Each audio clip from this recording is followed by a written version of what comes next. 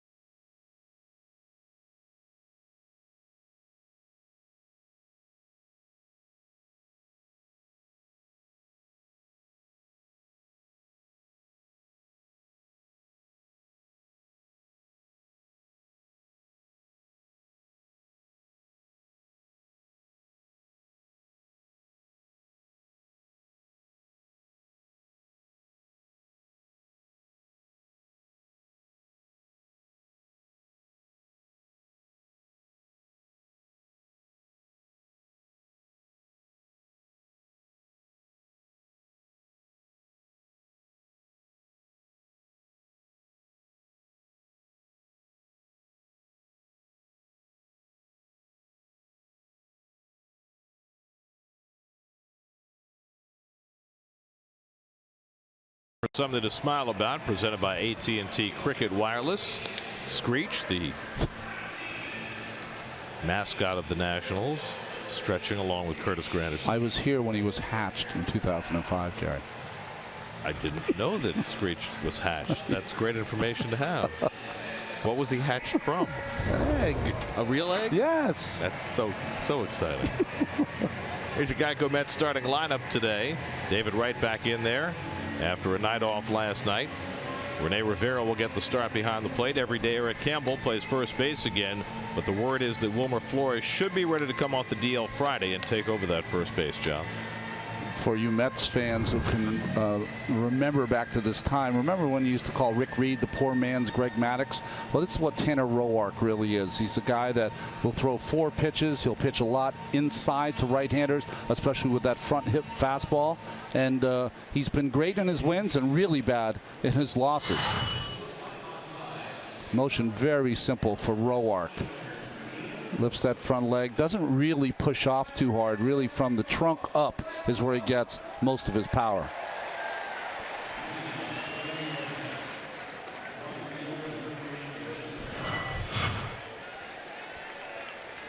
Mets facing Roark for the first time this season. Curtis Granderson leads off. Curtis 2 for 7 in this series.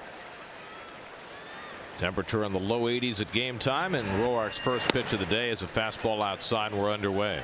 Granderson, Wright, and Conforto for the Mets against Roark, who's had a lot of success against the Mets as a starting pitcher. Was bumped out of the rotation last year with the acquisition of Max Scherzer, and back in this year. And Granderson takes it high, and Roark, whose walk numbers were up last year and has been walking people at a higher rate again this year, falls behind the opening hitter, and there's his first strike. If you notice, he's really flexing his glove and playing with the baseball inside of the glove because he felt like the Miami Marlins had his pitches. So he's doing a smaller version. Remember Ryan Dempster with the Cubs, who used to really open and close his glove? He's doing a smaller version of that to not give away his pitches. Well, 2 starts back, he faced the Marlins. They slammed him for 7 runs in 5 innings. Faced the same team 5 days later, held him to 1 run in 6 2/3. So I guess it worked. And he misses with a slider to Granderson, a full count. Most pitchers are paranoid. If they have a bad outing, they always think like the other team has their pitches. David Wright waiting on deck. 3-2 to Granderson, who's been drawing more walks over the last few days, more like himself. And he hits the ground ball down to first. Zimmerman has it. And there's the first out of the day. Defensively behind Roark. Some changes for Dusty Baker's Nationals defense presented by Coors Light. Michael Taylor gets a start in right field. Chris Heisey gets a start in right. Bryce Harper the day off today. In the infield, you have Rendon, Espinoza, Murphy, and Zimmerman, the same as the first 2 games. And Ramos, day game after night game, still behind the plate. Dusty Baker characterized today as a mental health break for Bryce Harper. He said he wants him to do nothing today, and that might include pinch hit. We'll see. David Wright up second, and he fouls back the fastball from Roark. David had the big blow in the opening game of the series, a 3-run homer off Gio Gonzalez that put the Mets in front, and they never looked back. Day off yesterday for David. And he drives this one deep to left field. Back goes Worth near the wall, and it's out of here. David Wright with his 2nd home run of the series. His 6th home run of the season, and the Mets strike first. It's 1-0 New York. Well, last night it was the Nationals putting on a power show with 5 home runs. The leading home run team in the National League, the Mets, and David Wright gets the Mets off to a home run start. You hear Terry Collins in the background. Swing it, D. That a boy. As he jumps all over this fastball that was supposed to be away. This resting and playing on the day games seems to be working for David Wright. So 2 batters in, the Mets have a 1-0 lead. Now Michael Conforto. I mean, whenever he is struggling, he should just look at his point of contact there. Just perfect. Ball in front, top hand over, line drive out of the ballpark.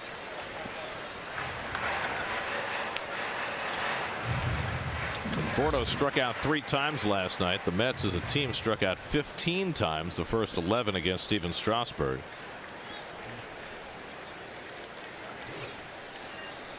Conforto took an 0 for 4. He did have 1 deep fly ball to center that was caught. And Roark comes inside 2-1. It's interesting, Gary, when you see swings like that from David Wright, you go, boy, it's still in there. You know, he still has that ability to hit a line drive out of the ballpark.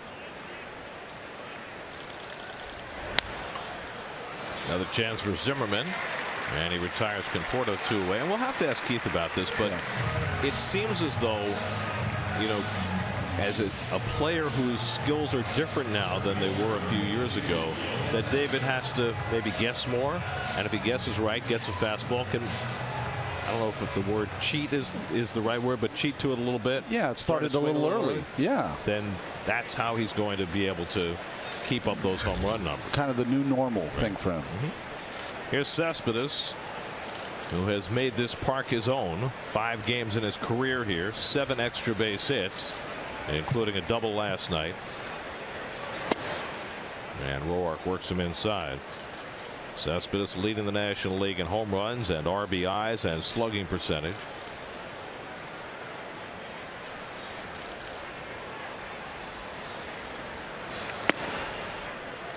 And we're less than a third of the way through the season, but the way Cespedes has continued to swing the bat every day, right now he is an early candidate for MVP.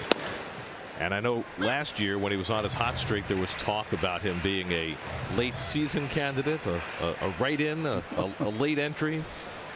skipped the primaries, went straight to the convention. That didn't really work out. But this year it's legit. That's driven deep to left field. Over toward the gap goes Worth, and he runs it down to end the inning. Another line drive off the bat of Cespedes, but Worth able to make the play. Mets get off to a fast start on a David Wright home run. Steven Matz takes them out.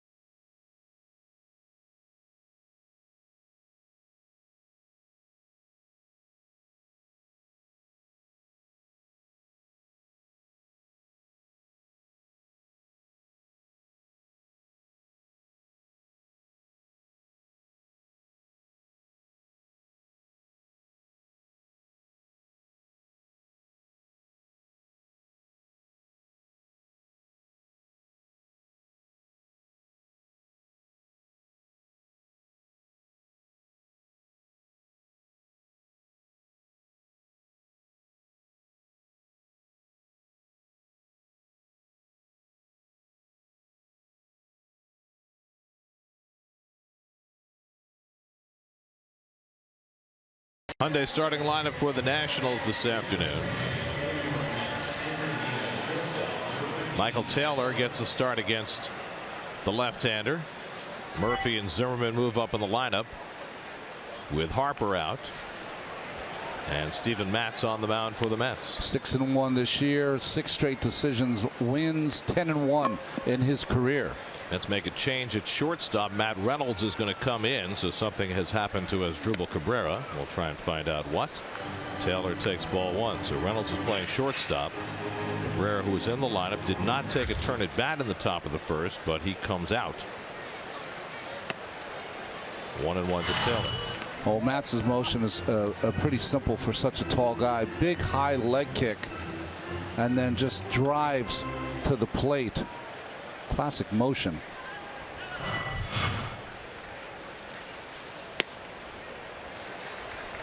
Throws the fastball by Taylor. Taylor got a lot of playing time the first month when Ben Revere was out, but he hasn't hit a lick, batting just .190. Tremendous natural ability. Has 4 home runs this year. Has hit better against lefties. And Matz misses high 2-2. I guess we can only presume that Cabrera might have been sick, and I mean, that's the best explanation. We'll find out more. Good change up by Matz to strike out Taylor for the first out. Well, Matz has been throwing an outstanding 2-seamer, 4-seamer in. Great change up there to strike out Taylor. Lexus defense for the Mets. Conforto, Cespedes, and Granderson in the outfield. You talked about Matt Reynolds. Nice quick change in the truck. Good job. Wright and Campbell on the corners. And Rene Rivera gets a start behind the plate. Those guys can change direction on a dime. They're like Red Grange. Here's Jason Worth, 3 for 8 in this series, and he pokes one foul. Or they originally had Matt Reynolds in, even though Cabrera was starting. Maybe that's it. More like, so you're thinking Red Grange, I'm thinking Crazy Legs Hurt. There you go. Just, you know, just crazy enough to get it right. And fastball in for a strike, 0-2 to Worth.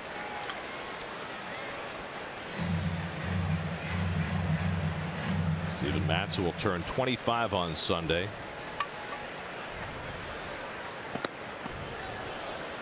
Comes inside to Worth, 1-2.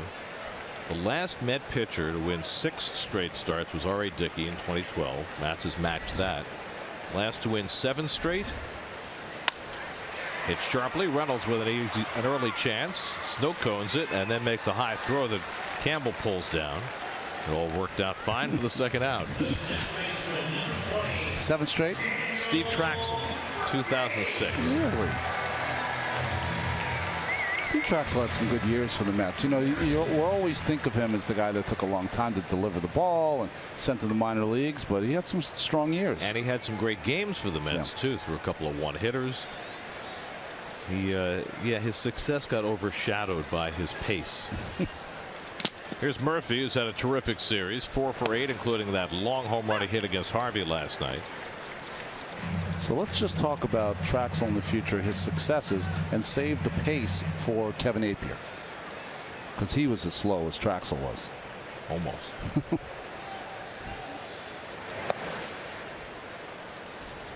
1-1 to Murph. Appier was slow on the mound. He was also a germaphobe.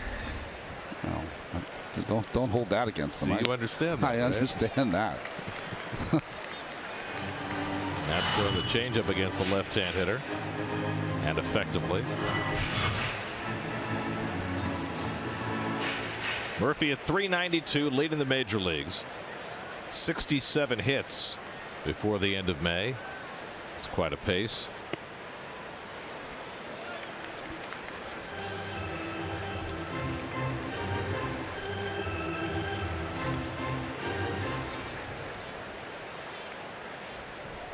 Murphy moved up to third in the order today with Harper out of the lineup. 2-2 coming. Too tall for Matz. Reynolds charging, and he bobbles it and loses the play. Don't know if he could have gotten Murph had he fielded it cleanly, but once he bobbled it, he lost any chance. Murphy will get credit for a hit. Well, this is where you don't take for granted Mr. Cabrera's defense, because that play he makes almost all the time, and Reynolds just couldn't come up with the handle. So Matt, who was thrust in at the last moment, has looked a little shaky on both plays that he's been asked to make in this first inning. So that gives Zimmerman a chance with 2 out and a runner on. Zimmerman 4 for 8 in this series, including a home run last night. The Mets gave up 5 home runs last night. Harvey was hit with 3. The bullpen got tagged with a pair. The Mets had not given up more than 2 home runs in any game this season before last night. In fact, they were the only team in the majors that hadn't allowed more than 2 home runs in a game before last night. Ball and a strike to Zimmerman.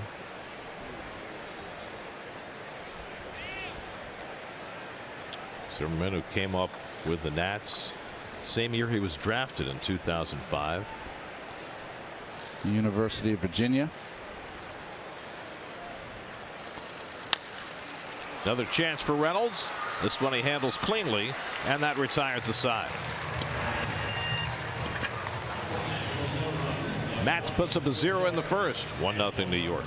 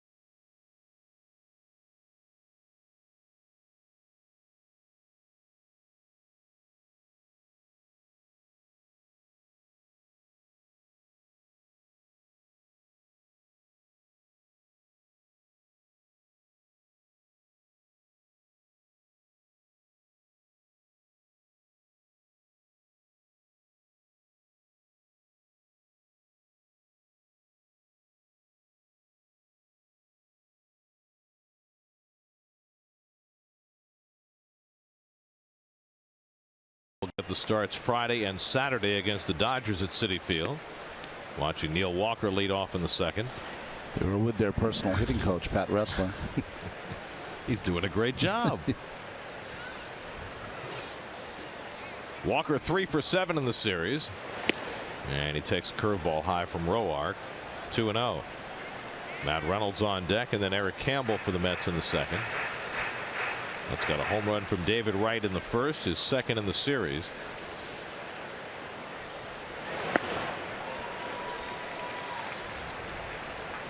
Two and one to Walker.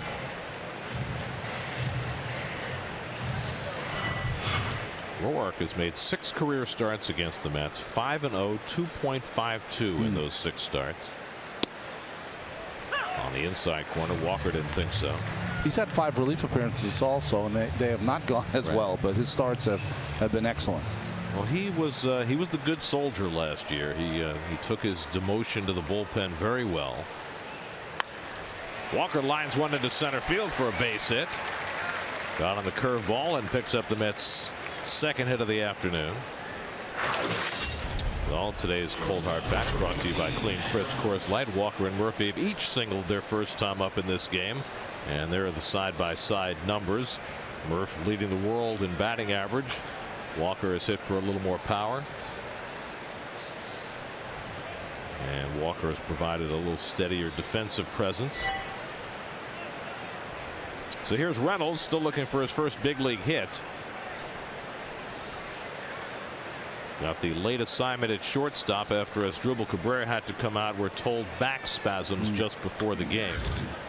Knocked Cabrera out of action.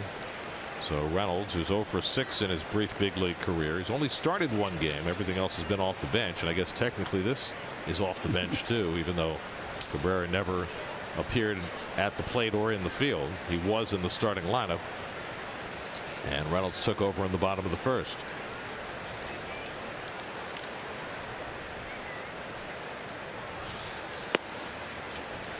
And he takes the breaking ball off the outside corner, 1-0. Roark now 29 years old, out of the University of Illinois. Eric Campbell on deck. Greatest player ever from the University of Illinois to make to the major leagues. Hall of Famer Lou Boudreau. Best pitcher from the University of Illinois. How about Kenny Holtzman? Great lefty with the Oakland A's and the Yankees. Cubs. We already mentioned him. Red Grange went to the University of Illinois. Didn't have a big league career though. No. Could have.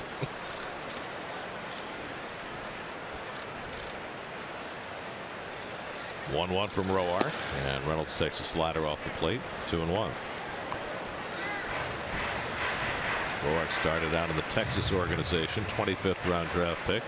Nats got him for Christian Guzman at the trading deadline in 2010.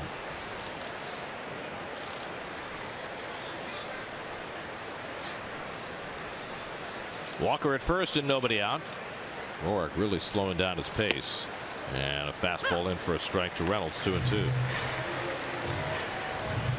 Well, Roark, for the 2 years that he started for the Nats before Scherzer arrived and knocked him to the bullpen, was extremely effective. Well, 2014 he had a shutout with 15 wins against 10 losses.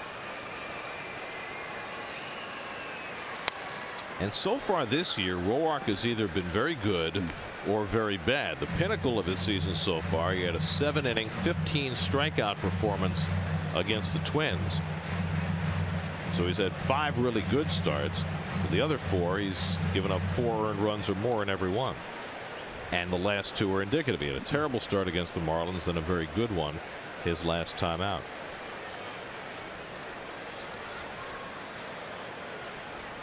2-2 to Reynolds. And Matt takes it off the corner, full count.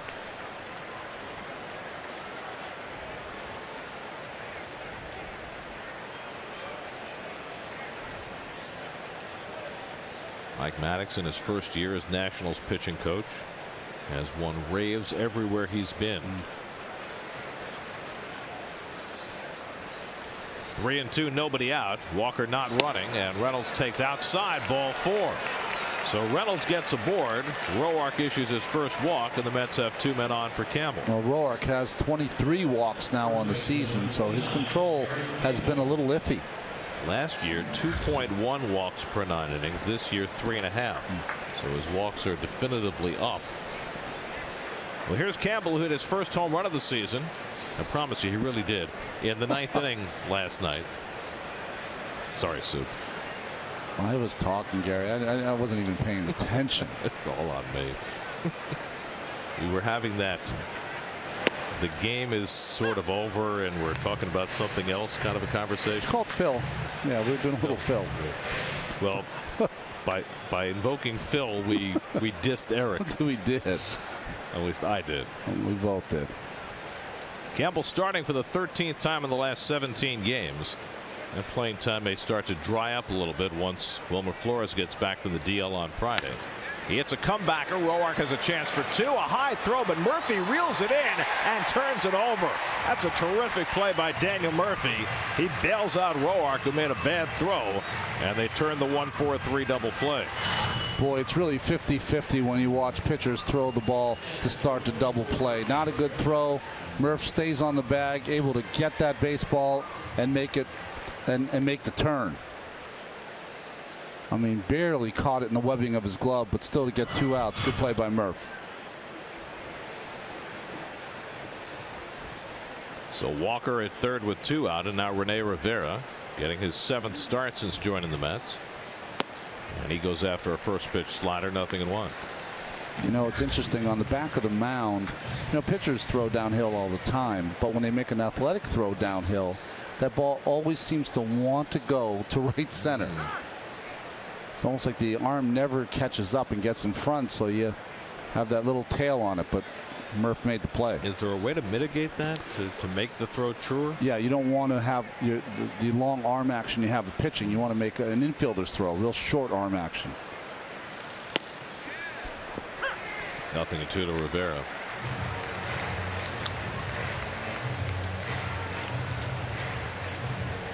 Rene 2 for 19. One of those 2 hits a home run. Got Walker at third and 2 out. And he reaches for that slider and fouls it off.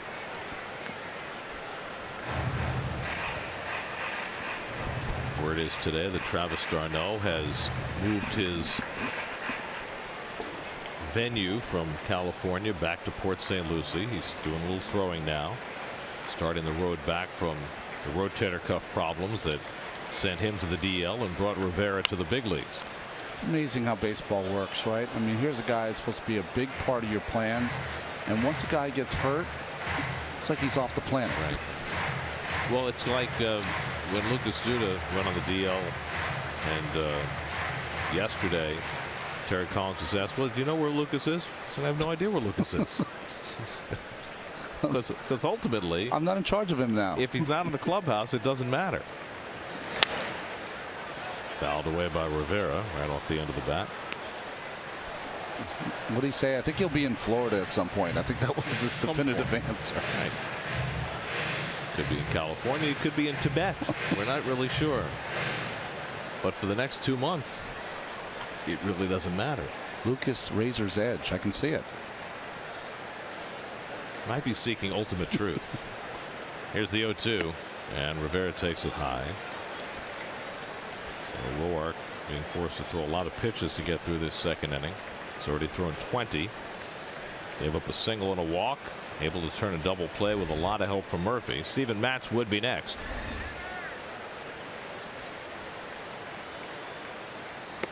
And Rivera down swinging on the fastball. First strikeout for Roark ends the inning. Mets leave a runner at third. We go to the bottom of the second. 1-0 New York.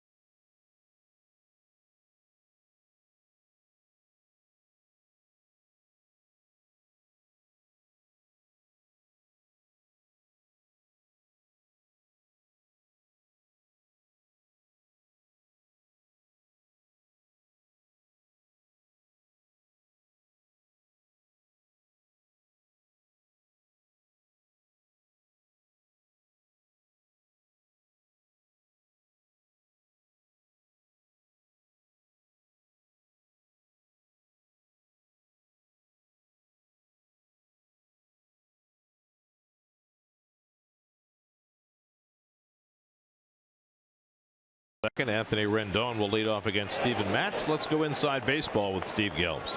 Gary, I think it's time we have to start talking about Jackie Bradley Jr. a little bit. Continued his hit streak last night, now up to 28 games, which means he's halfway home to Joe DiMaggio's streak. Just has to give another 28-game streak in him, and he'll be right there. He should probably focus more on Joe's brother, though, Dom DiMaggio, who has the Red Sox hitting streak record at 34 games. But, you know, it's pretty incredible what we've been seeing out of Jackie Bradley Jr., a guy who was always a big prospect but never was really able to put it together. Boy, is he doing so this year. Has a batting average almost at 350. He's hitting .412 during this streak. And the one thing that's really impressed coaches with the Red Sox is how even when he's in the middle of this hitting streak, he has kept that plate discipline. He's walked 14 times. Sometimes you see guys on streaks like this start to expand the zone because they just want to get those hits. Jackie Bradley Jr. to this point is yet to do that.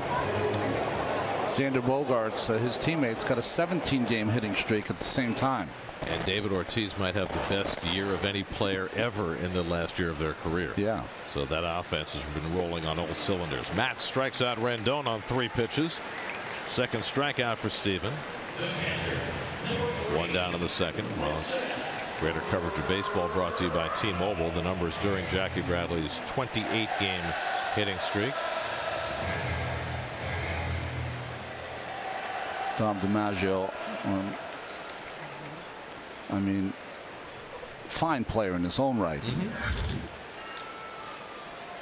3 of the DiMaggio brothers played in the big leagues. Vince was the other. Right. But you know, they had the song in Boston that they wrote for Dom DiMaggio. Better than his brother Joe. Right. Dominic DiMaggio. Might have been overstating the case just a tad. Doesn't hold weight to the boxer, but yeah, I got it. Wilson Ramos 1 for 7 in this series. And Matz works him away. Ball and a strike. Dom DiMaggio, Johnny Pesky, Teddy Ballgame, Ted Williams, Bobby Doerr. Bobby Doerr, Dom DiMaggio, and Ted Williams were lifelong friends. Junior Stevens, yeah, great third baseman. I mean, those were some incredibly talented offensive teams they had in Boston.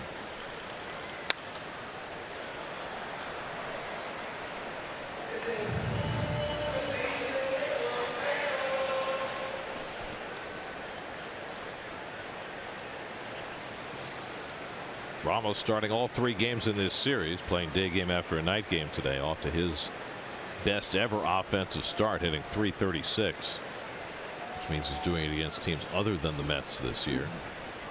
Always been a Met killer. Reaches and pokes that one past the reach of Walker, and Ramos has a 1-out hit. Second hit against Steven Matz. It's interesting, the Mets continue to play Ramos up the middle, shaded up the middle with their second baseman, and he continues to hit the ball in the hole between first and second. Need a new book. Yeah. See, Walker playing up the middle, and if you're going to pitch him away, although Rivera called for that pitch inside, Matz missed his target. Well, and really that's the secret. If you're going to hit .330 the way Ramos has in this early season, you have to have a 2-strike approach like that, and it's working for him. Here's Chris Heisey getting his first start in the series. Former Cincinnati Red who played briefly for the Dodgers last year. Heisey playing right field today against the left-hander. Bryce Harper getting the day off. It's really have held Harper in check so far this season. 0 for 7 in the first 2 games, and it's really been going back to that incredible series where the Cubs walked Harper at every opportunity. He really has not hit much since that series, and you have to wonder whether it's gotten in his head a little bit.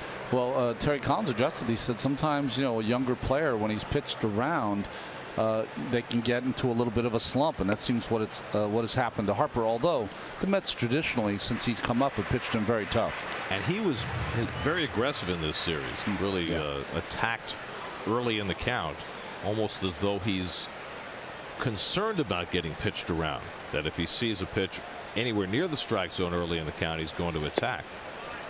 2-2 now to Heisey, but Harper will be fine. But The Mets are happy to get out of town without him doing major damage.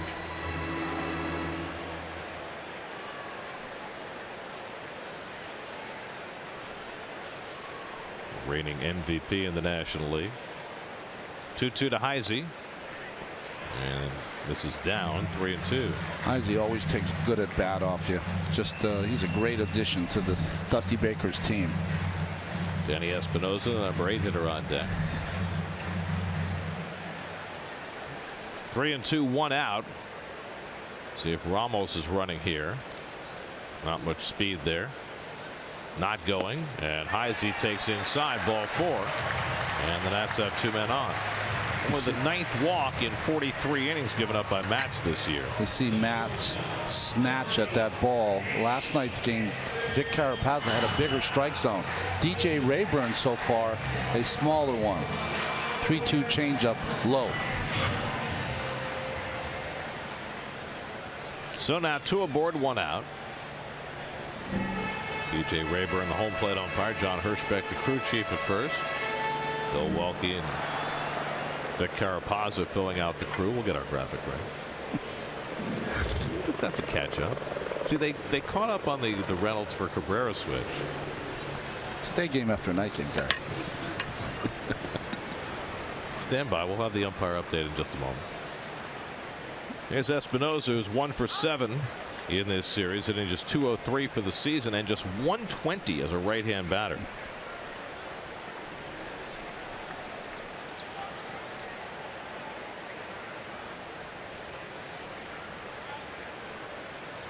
There have been a lot of questions asked here in Washington as to why Trey Turner has not been called up. Turner's tearing it up in AAA.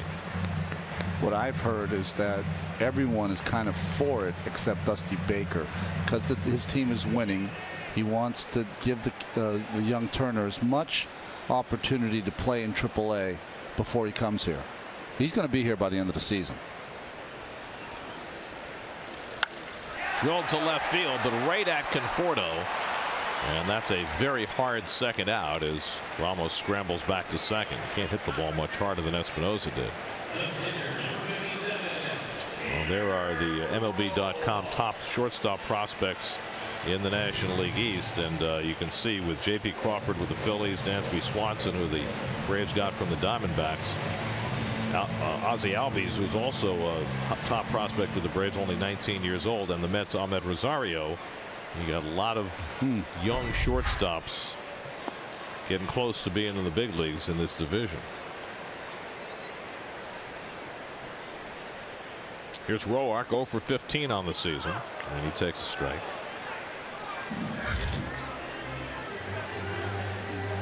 .16 for 114 in his career. That's a 140 average. So you're saying better than 0 for 15? He's a little better, not much, but a little better. Ramos and Heisey the base runners, and the curveball hit out to center. Cespedes right there, and that retires the side. Matz works around a couple of base runners, keeps a 1-0 lead after 2.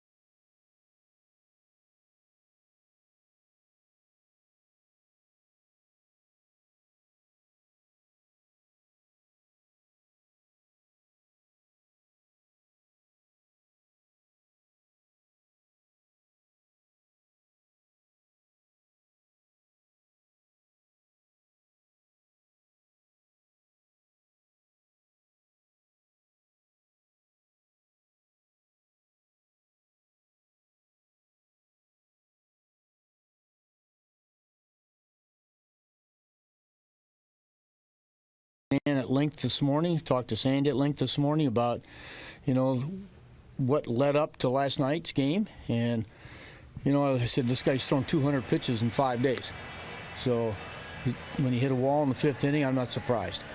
So I told Matt about it. I said I was proud of the fact the way he prepared for it, and we saw some positive things early in the game. So we're going to just kind of get him back on a regular schedule to where Friday he's going to we're going to have him do some extra stuff on Friday, take his 2 days, and Saturday, Sunday, and pitch on Monday when he's scheduled.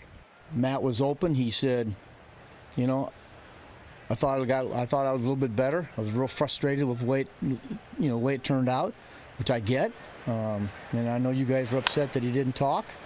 As you know, he's still human. And I just told him, listen, you just got to say, look, don't say the wrong thing. Saying nothing's better than saying the wrong thing. Terry Collins making the announcement this morning that Matt Harvey will make his next start Monday afternoon, Memorial Day, against the White Sox at Citi Field. And there's so many issues to unpack here. There's whether it's the right decision to keep on moving forward with Matt in the rotation.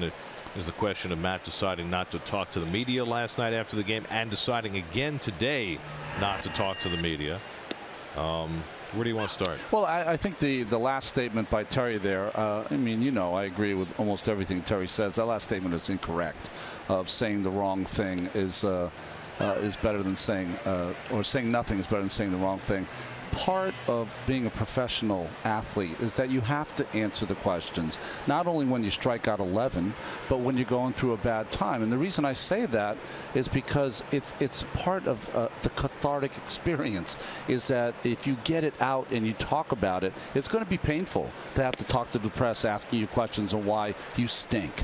And it's tough, but when you go through it, there's a part of you that says, boy, I don't ever want to do that again. And it starts to the healing process, and you make yourself be better because you want to go through it again. Roark picks off that line drive. Not sure if he caught it or it caught him, but Granderson hit it 100 miles an hour, and somehow Roark was able to snag it. Granderson is getting no love up the middle in this series, is he? I've tried a different part of the ballpark. The other thing is, and I know a lot of fans say, well, why should he have to talk to the media? We don't care. The writers can write their stories without his comments. But it's not just about the writers. It's also about his teammates and the burden that they have to take on when he skips out of the clubhouse. It was so bad, and I've done this very rarely in 11 years I've been in this booth. I went up to Kevin Plawecki today and shook his hand. I said, you made your family proud with the way you handled last night, because he became the spokesman, because the Mets decided that that Dan Warthen was not going to be available also. So no pitching coach to speak, no Matt Harvey to speak, and a guy who's going through an offer, a young catcher, had to speak for everyone. It makes no sense. 1-2-3 inning for Tanner Roark. We'll talk more about this when we come back in the bottom of the 3rd.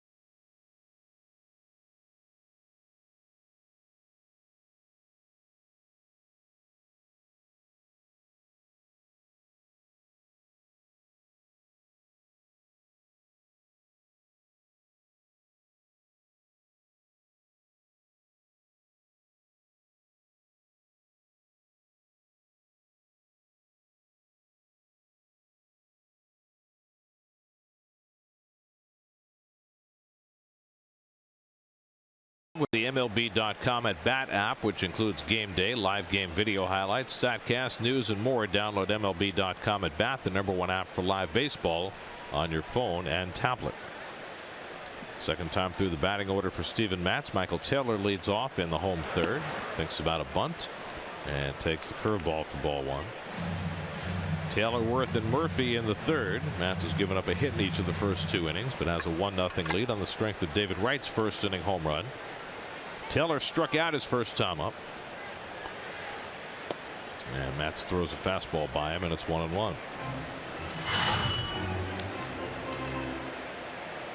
We've talked about it before. Matz, who doesn't throw 95 plus, seems like he does because the ball really gets on you fast. Campbell ranging wide, double clutches on the toss, and they lose the play at first base. I don't know if Campbell didn't think Matz was going to get there or whether it just stuck in his hand, but the extra grab cost him the play. I think it's stuck in his glove, Gary, and I think what you have to do as a pitcher, watch Matz get over there. So he breaks late, then he hustles over there, but see how he tries to time getting to first base? You can't do that. You have to run right through first base and make sure that you're just hoping that the first baseman will hit you on the run. You can't slow down with a guy like Taylor. A slower runner, yes, you can. And Taylor will get credit for an infield hit. So the second soft hit against Matz. Taylor can steal a base. He's got 6 this year. Jason Worth at the plate. And he takes outside of the changeup, ball 1. Worth grounded out to short his first time up. Yeah. Well, Taylor has some stolen bases so far this year. If he's going to steal off Matz, it'll be off the first move. Huge lead. And Matz falls behind on Worth, 2-0. You know, Rivera's going out to talk to him, and I would guess this is why. He is pitching quickly to the plate, not giving the runner a chance to steal, but he's not finishing his pitches. So Rivera's probably telling him, see how this pitch is up and away? Rivera's probably going out and saying, hey, listen, hit her first and run her second.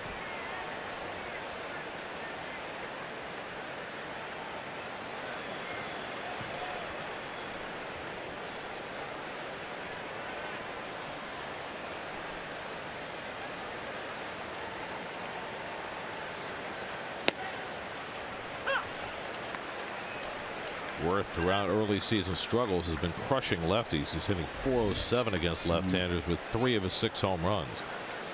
So he's dangerous. Murphy on deck.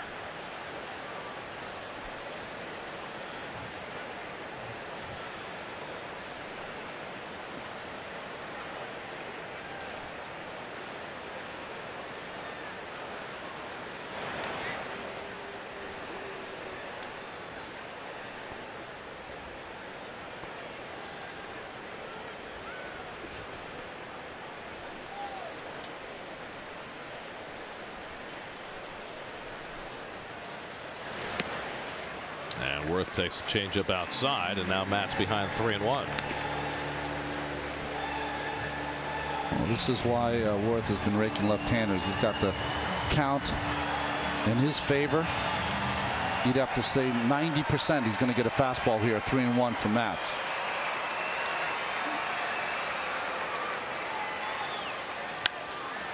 And he hits it in the air to shallow right center.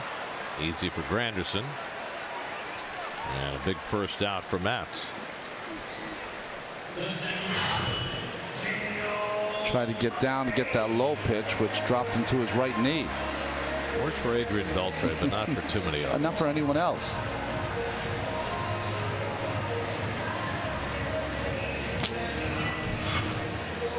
That's a classic case. A hitter gets a pitch right where he wants it and overswings.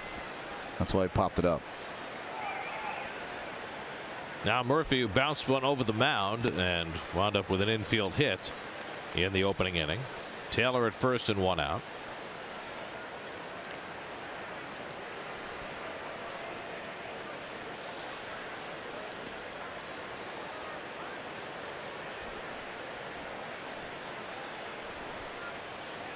Murphy with his base hit first time up has his average up to .395. That is some heady territory, no matter what time of year it is. Fastball strike. Batting third and fourth for these Nationals this year. Third against the left-hander with Harper out, and cleanup hitter all the other days. Was hitting fifth, and then with all the walks Harper was drawing, they moved Zimmerman out of the 4-hole and put Murphy in there. Kind of bunching center fielders Cespedes and Granderson together for that right center gap. Taylor runs. Rivera's throw on the money, and he got him. Rene Rivera has got a cannon behind the plate. And it has been palpable just how great his arm is. He had a huge lead. Never thought there was a chance for Rivera to get him. And that recoil, about 95, he throws down there. And nice tag there by Reynolds. It's interesting. Taylor had a bad slide here, and kind of his left arm got tucked behind him. Yep. So 2-6 on the caught stealing for the second out. Well, in football, they call it the swim technique, when you pull your arm back and then flop it over when you're trying to get past an offensive lineman. Murphy hits it sharply, but right at Reynolds, and that retires the side. So with the help of Rivera's strong right arm, Matz gets through the third unscathed. Still 1-0 New York.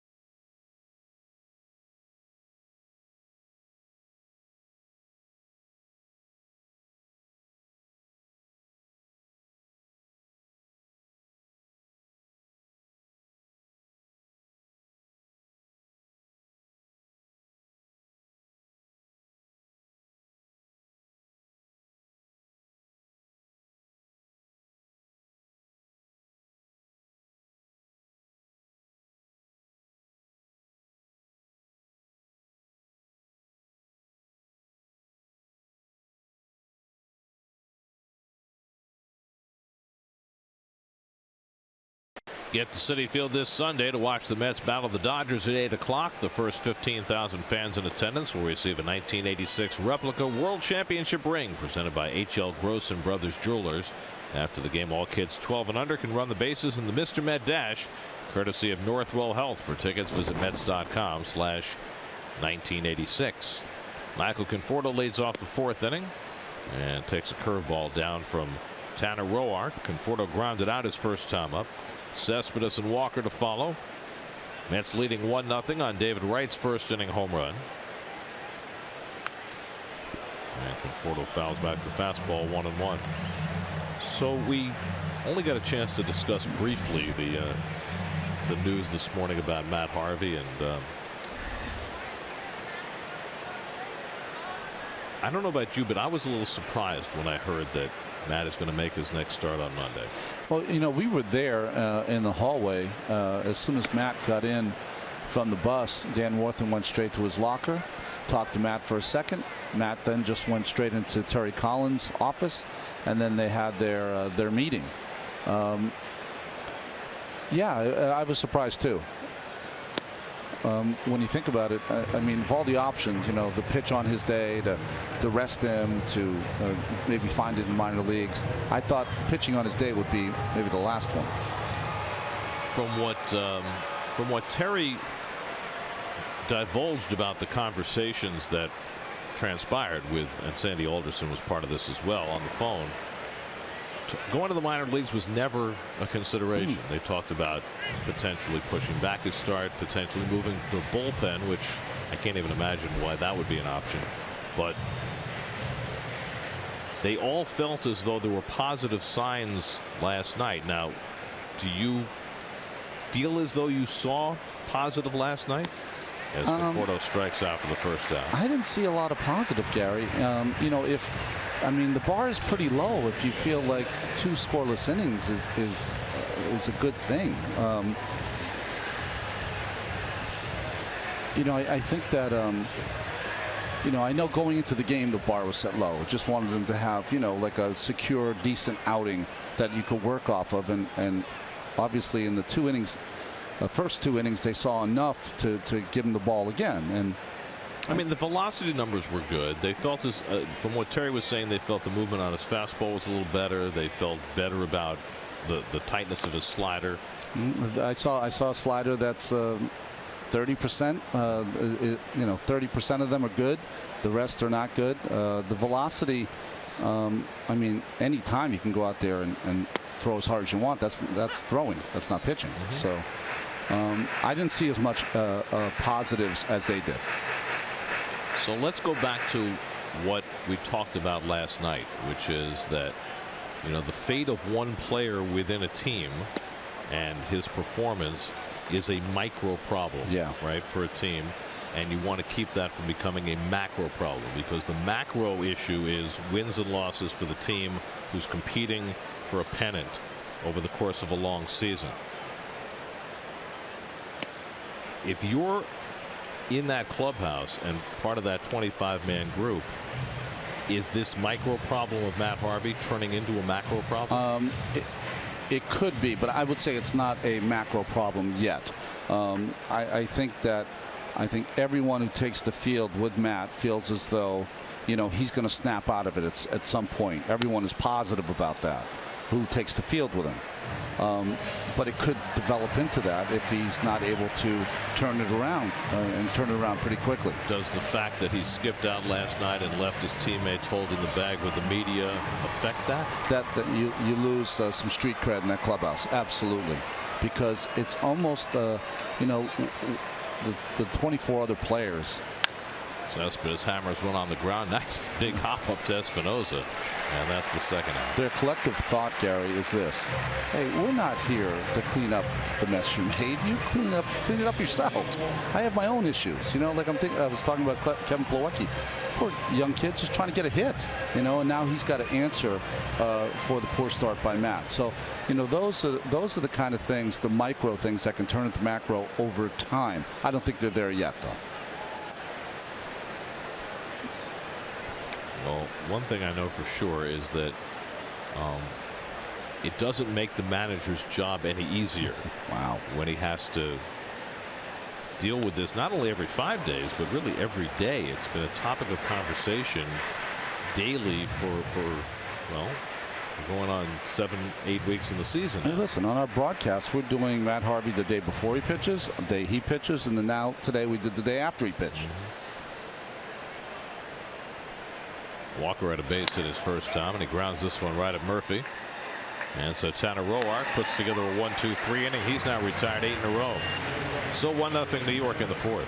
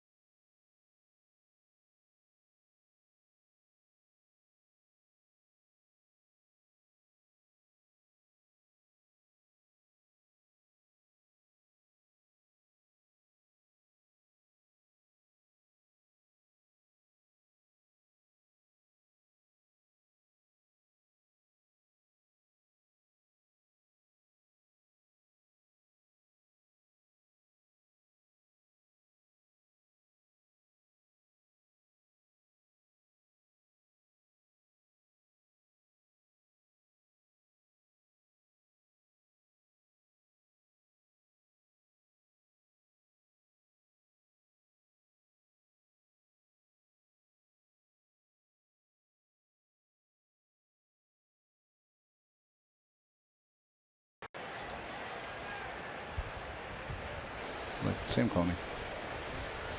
Today at 5:30, Chris Carlin and John Hine will recap this series and give you the latest on the Ryan Fitzpatrick saga on Loudmouths, presented by Cheapo Air, today at 5:30, only on SNY.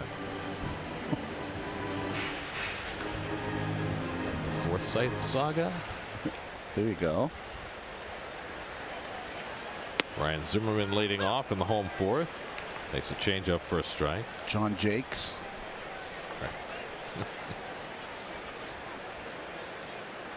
Thinking of the great Norse sagas. There you go. Two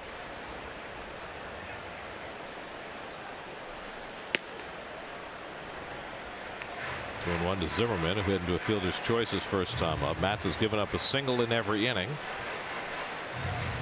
Only struck out 2 through the first 3 innings.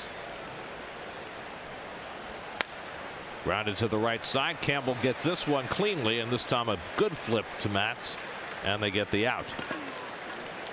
Well, it's so interesting. You see Matz with a smile on his face because that was run perfectly, as opposed to the last one, which was not. As soon as the ball is hit, he reacts quickly. He sprints over there and doesn't slow down too much, just does for the throw. And he could take a little more time because Zimmerman was running. Last time it was Taylor who was able to beat it out for an infield hit. Here's Rendon, who struck out his first time up.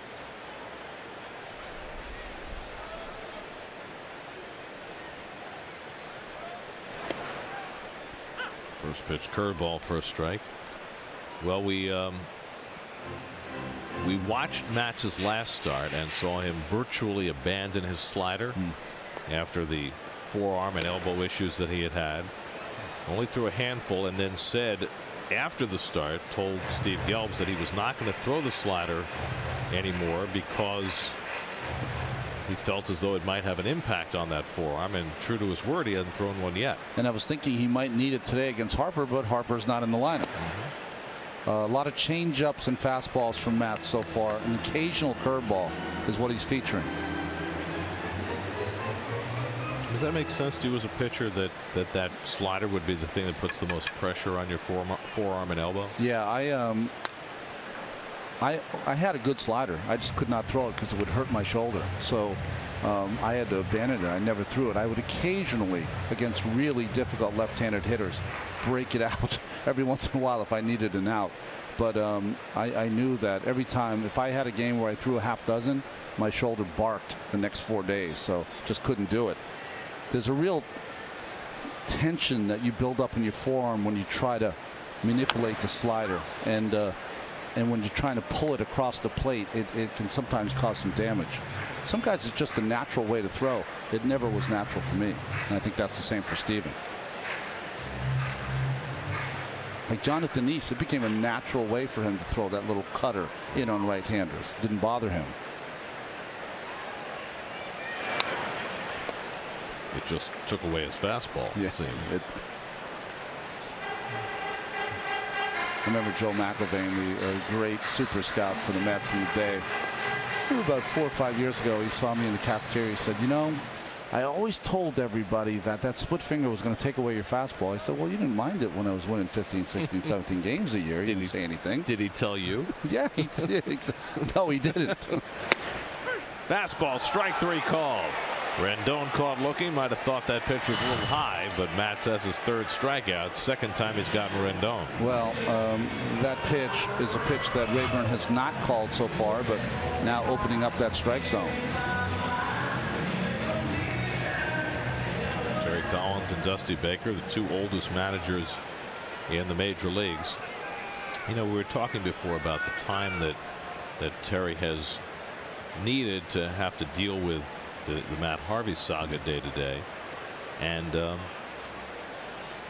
you know, Terry has talked often as Ramos grounds 1 to 3rd, and we'll talk about this next inning, about how he's matured as a manager. And it'll be interesting to discuss how older managers find ways of dealing with players that maybe they didn't have as younger men.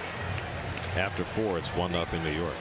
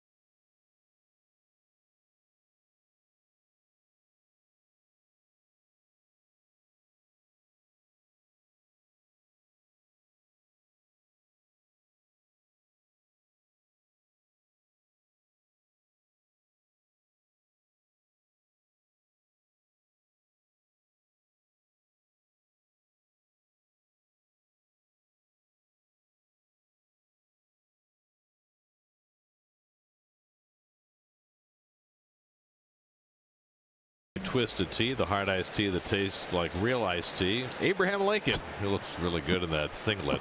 That's Only once was he beaten in 300 wrestling matches, and he is enshrined in the National Wrestling Hall of Fame. well, the but true is the problem, I think, in that one.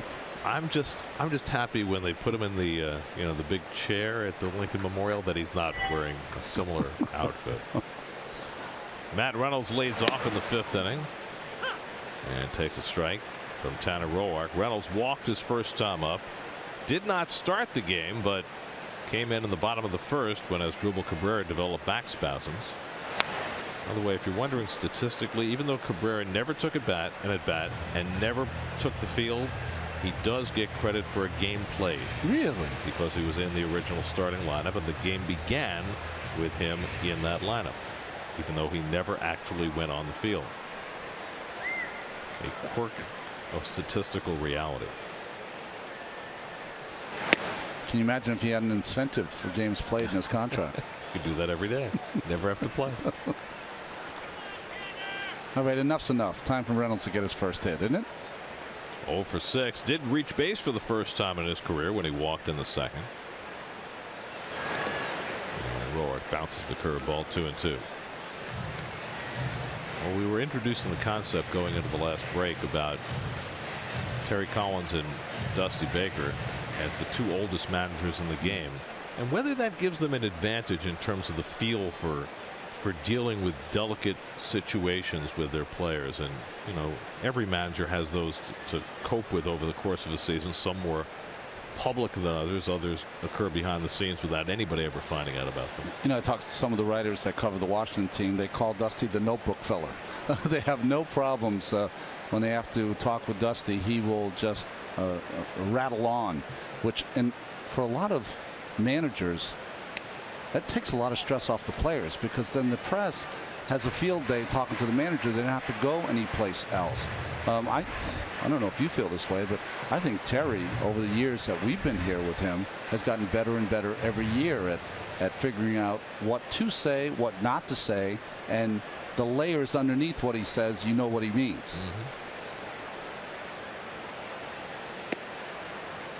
Full count to Reynolds. Well, look, Terry's been phenomenal dealing with us, and I know Dusty is very much the same. But what about in terms of handling these crises as they come up? And the old saying that Casey Stengel had back in the day was the key to managing is keeping the 5 guys who hate you away from the 5 guys who haven't made up their minds yet. That's right. Well, I think it's a different kind of world today than when Dusty and Terry first started, because I think today's athlete wants to know when they have a day off, when they're playing, when they're going to pitch, what their role is, all that kind of stuff. When I played, if the general manager did not speak to you for an entire season, that was a successful season. That was a great year because you didn't have any troubles. But now it's different. Everyone wants to communicate constantly.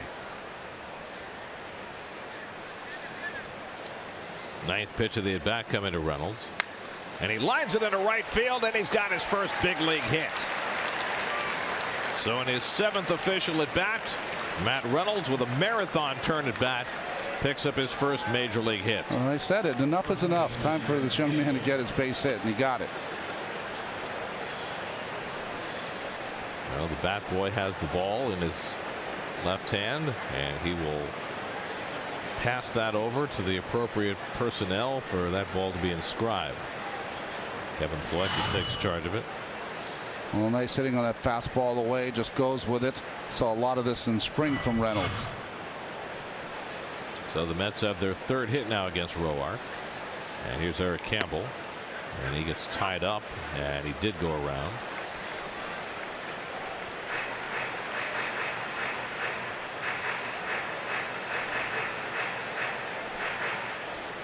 Campbell hit a comebacker into a double play his first time up.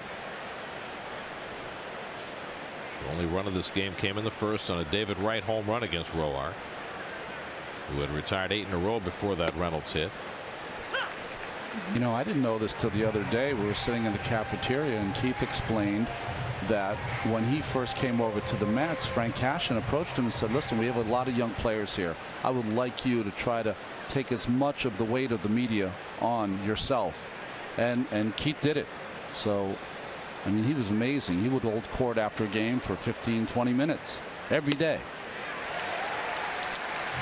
Gamble is struck out. Third strikeout for Roark. Inside slider by Roark, a pitch not thrown a lot. Let me ask you this, because the playing experience for these two guys, Terry Collins and Dusty Baker, is so different, right? Terry was a lifelong minor leaguer, then became a minor league manager and major league coach, finally got his chance to manage in the big leagues, whereas Dusty was a star player. That's right.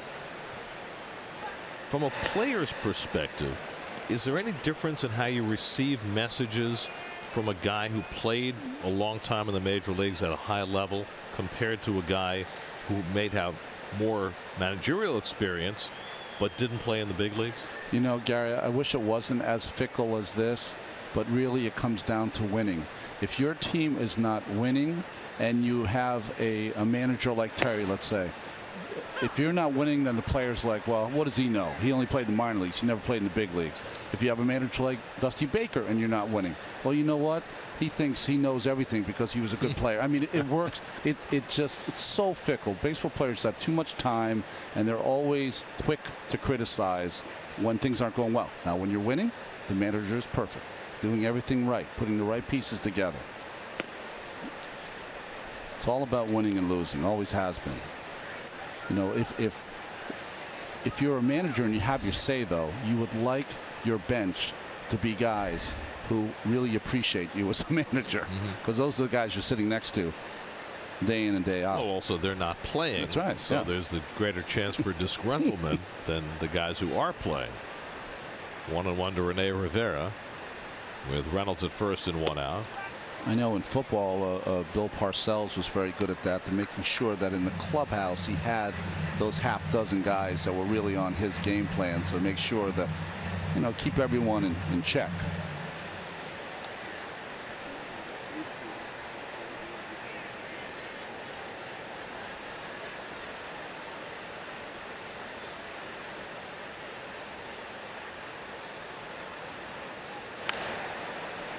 Two and two to Rivera. You think of the managers in baseball. You have Don Mattingly, who's as big a star as you could ever have in New York City.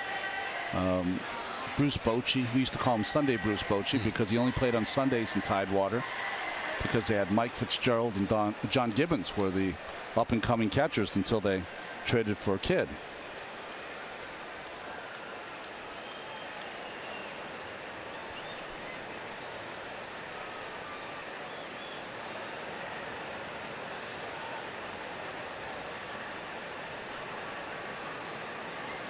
Two coming, and Rivera strikes out on the curveball. So back-to-back strikeouts for Roark after the leadoff hit by Reynolds. Mets chasing a lot of pitches out of the strike zone from Roark right now. Strikeouts keep piling up. I mean, there's really no set way of going about nurturing a manager, right? As Ramos got nicked by that last play, and the trainer out to have a look at him.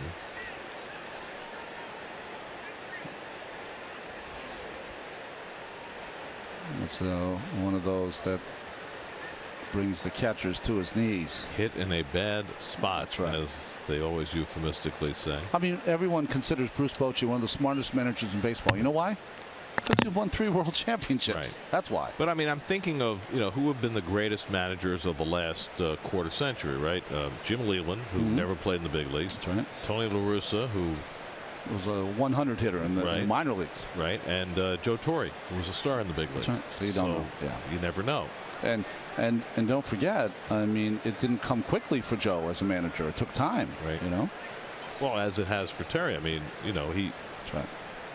Took him 11 years to get a third crack at managing because he, you know, by his own account, was too wound up and not nurturing enough of his players. And I think sometimes he has to check himself these days, but often goes down on the other side of the ledger as being as nurturing as he possibly can, because he knows that he didn't have success the other way. I think Terry always, when he has a road to take, he always takes the nurturing road as opposed to the other road.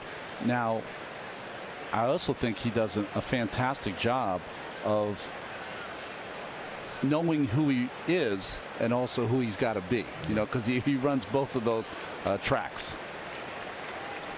Ramos still trying to feel better, and he says, "I'm okay. Let's start playing again." Moving up that list. Yes, he is. Well, he got to mentor this team during some years where the team never had a chance to win, and it was great to see him get the reward of being here when the Mets were ready to win. Here's Matz with a runner at first and 2 out. And he takes a strike.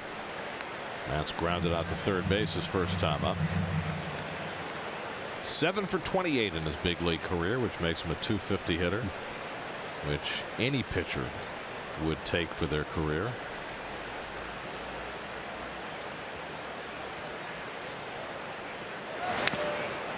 I mean, he swings the bat like he means it. He does. I mean, that's a pretty good curveball from Roark, and he was right on it.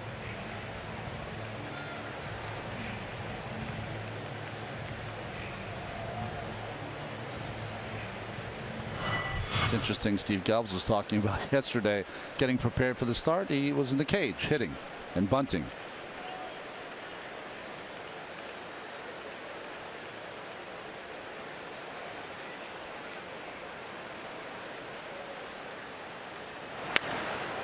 So funny how the game has changed. If you were a pitcher, starting pitcher, and you were in the cage before a game, the hitters would come in and, "What are you doing here? Get out of the cage. You don't belong in here." And now they have a setup all for themselves. Well, maybe it's like with Cespedes. He doesn't want to take hitting outdoors because he's afraid to make that 2-home run happy. Slider off the plate, 1-2.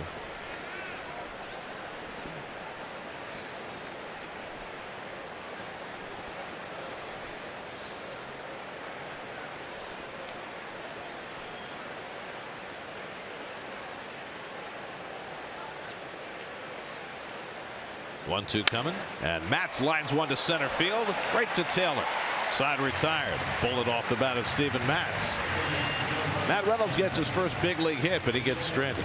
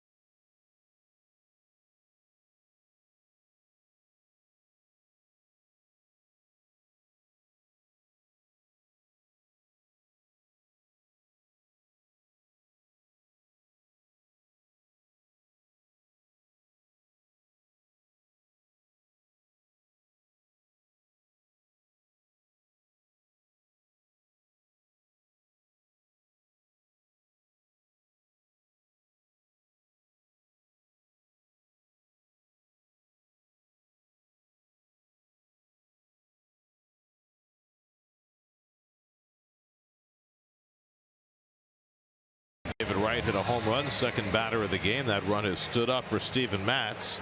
Tanner Roark hasn't given up anything since. And Matz and the Mets carry a 1-0 lead into the bottom of the 5th. Steven has walked 1, struck out 3, given up 3 singles. 2 of those were infield hits. He'll face the lower third of the order. Chris Heisey leads off in the home 5th. Heisey walked his first time up. And takes a changeup strike from Matz. Danny Espinosa on deck, and then the pitcher Roark. Steven Matz trying to win his 7th straight start. A little bloop. Campbell for a look. And they had lost it in the sun before it went in the crowd.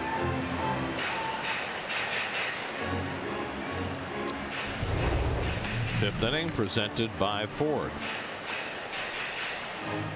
Can you go further?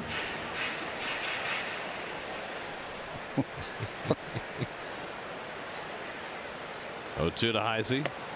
And it's in there. Another high strike 3. That's the same one that Rendon barked at DJ Rayburn about. 4th strikeout for Matz. I mean, to me, this pitcher's a ball. It's too high in the strike zone, but Rayburn's calling it. The hitters are going to have to make an adjustment.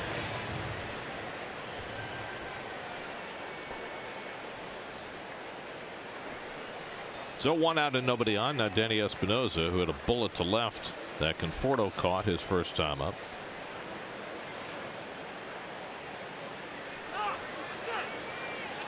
And a little barking from the Nats dugout, and Rayburn has just thrown somebody out of the game. With Rick Shue, it looks like the hitting coach was telling him that those pitches are high. Rayburn just threw him out. Thank you very much. Back in the clubhouse. Well, that's what the hitting coach needs to do, right? Protect his hitters. That's right. And that's what he was doing. So he takes the hit.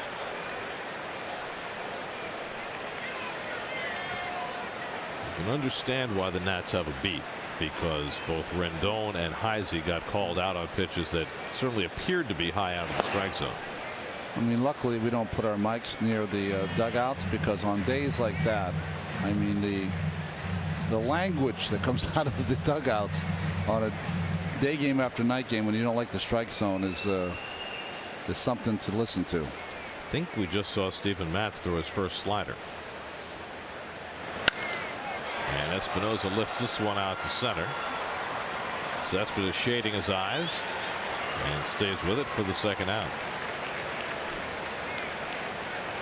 There's that 3rd strike to Heisey again. I mean, you see Rivera trying to move the ball down in the strike zone, but Heisey is just perplexed that Rayburn called that a strike. Here's Roark, and he takes a fastball strike.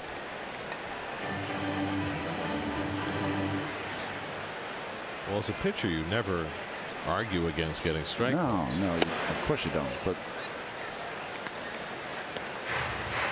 I mean, you're as surprised as the hitter is that it's called a strike sometimes. But you try not to let it. No, you play it off. Yeah. 0-2 from Matz, and he sells one outside.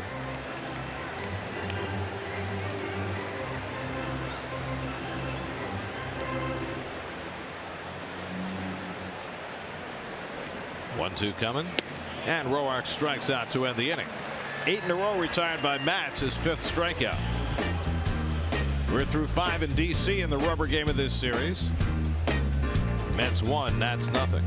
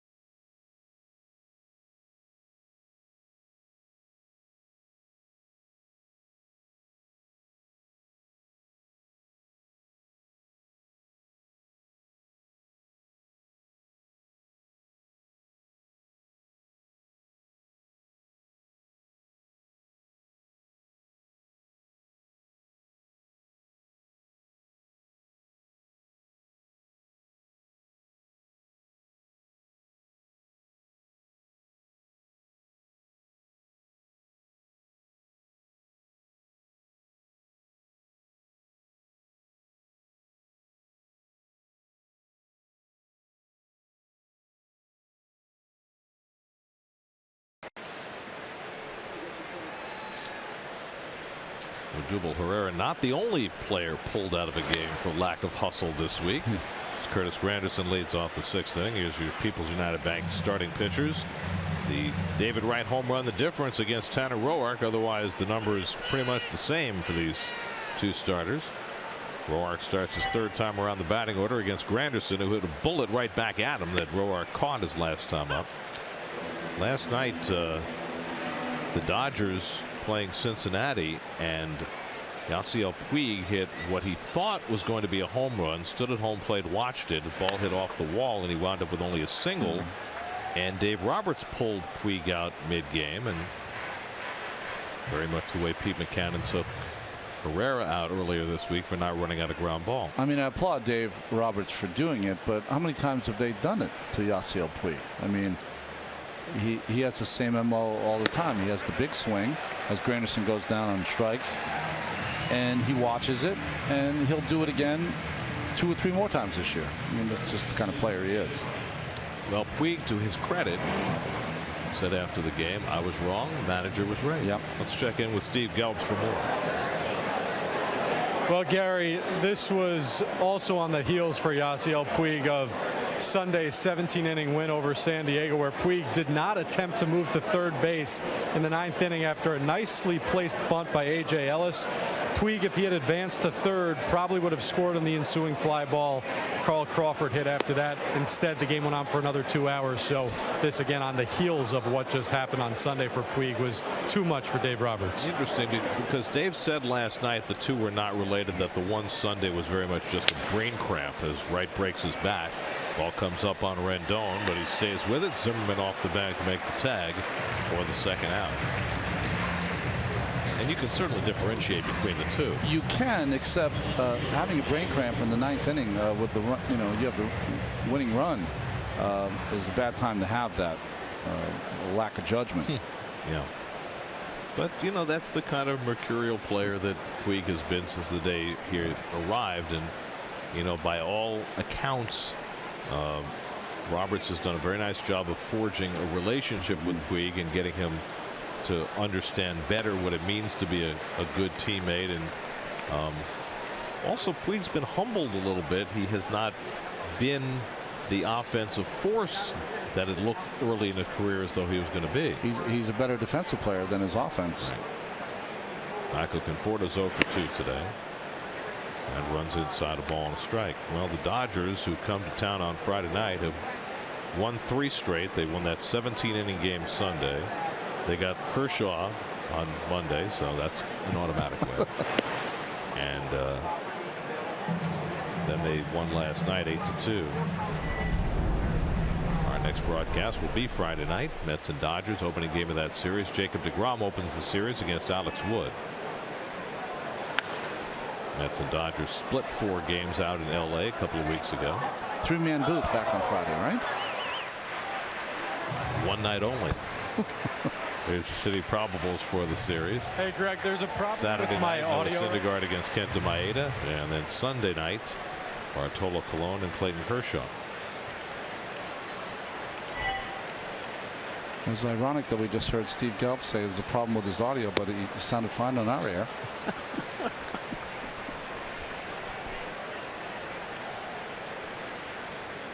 That is irony.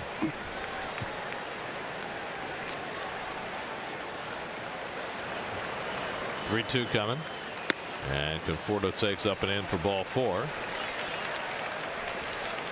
Second walk given up by Roark, and that'll get Cespedes to the plate with a man on. Shake of the head there by Tanner Roark. He thought that was a strike to Conforto.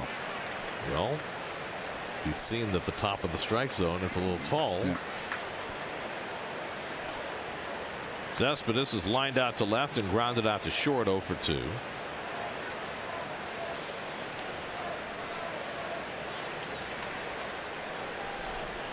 Yuan is 4 for 10 in this series with a double and a home run.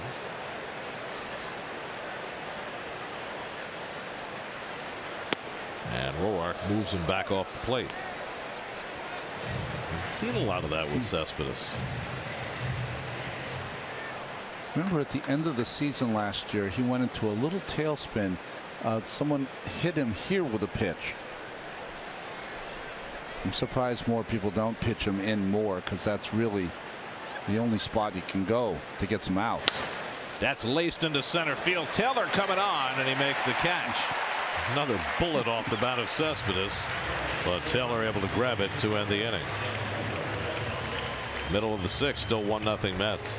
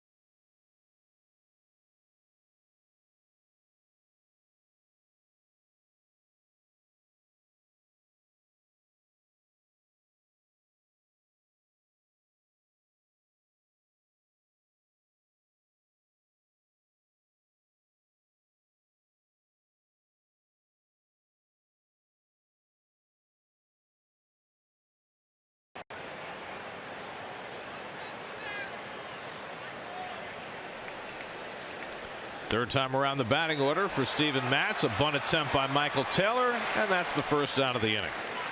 So Taylor, who had an infield hit his last time up, looking for the bunt base hit, but Matz quickly off the mound to deny him that. Well, Taylor didn't get the memo that Matz is just an incredible athlete.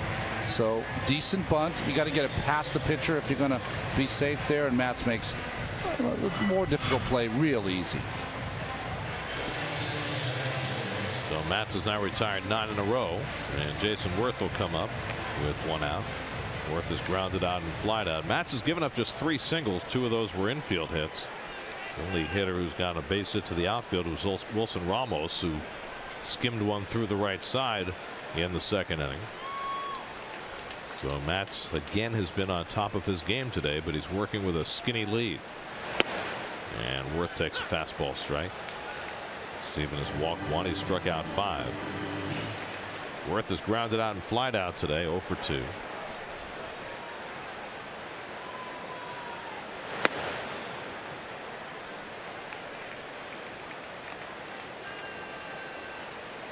We're talking about the Dodgers coming in on Friday.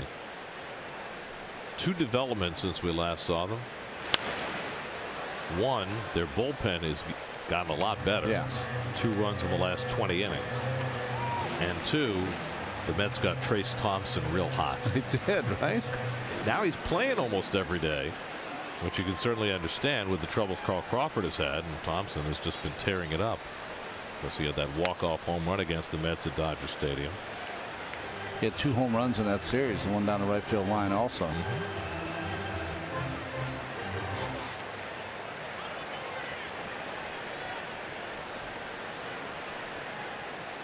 1-2 from Matz. And Worth skies one to shallow center. Cespedes coming on. 2 out. That's 10 in a row set down by Matz. Well, every day when we come to the ballpark here, we pass by Ryan Zimmerman Field, which is a youth field, which is just a couple of blocks away from Nationals Park. I think it's a great thing that they do. In Colorado, a lot of their players have sponsored fields in the district around the ballpark. I think it's a great thing. You know, fix it up, clean it up, make it look so young people can play on it. It's a great investment, not only in the community but in the game. Right? I mean, one of the goals for baseball to get more young people playing the game.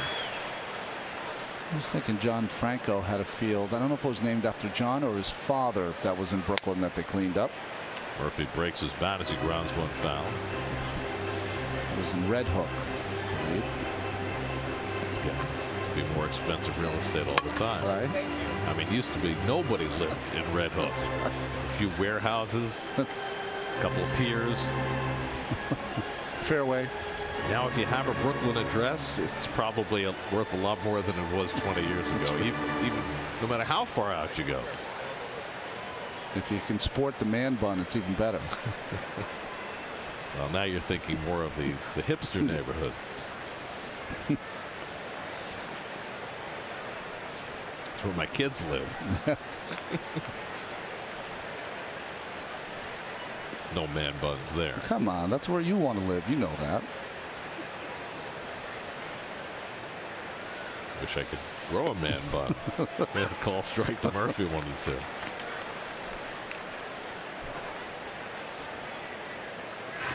Not to do it, just to have the ability to do it. You know? Right. I hear you. The follicles necessary. 1-2 coming, and Murphy fouls back the fastball. Murphy's 1 for 2, had an infield single in the first on a ball bounced over the mound. Grounded out to short in the third.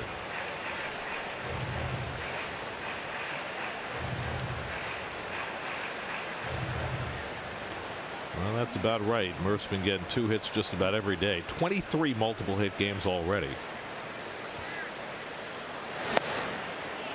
And Matz thought he might have gotten that call, but did not. He was headed toward the third base dugout. Well, you can't get both the low one and the high one. So this one right along the knees. See Rivera down on one knee trying to get that ball. That was a good pitch. I'd prefer to get that pitch as opposed to the high one. Murph hooks one down the line, and then it'll go foul.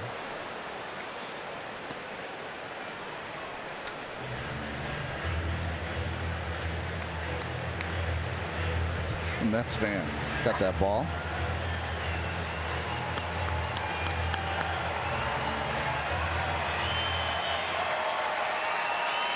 They just play Led Zeppelin. They did. With Murph at the plate. He's not Utley. Struck him out. Good changeup by Matz for his 6th strikeout of the afternoon. Steven Matz on a roll. He's retired 11 in a row. Even fans Murph. After 6, still 1-0 New York.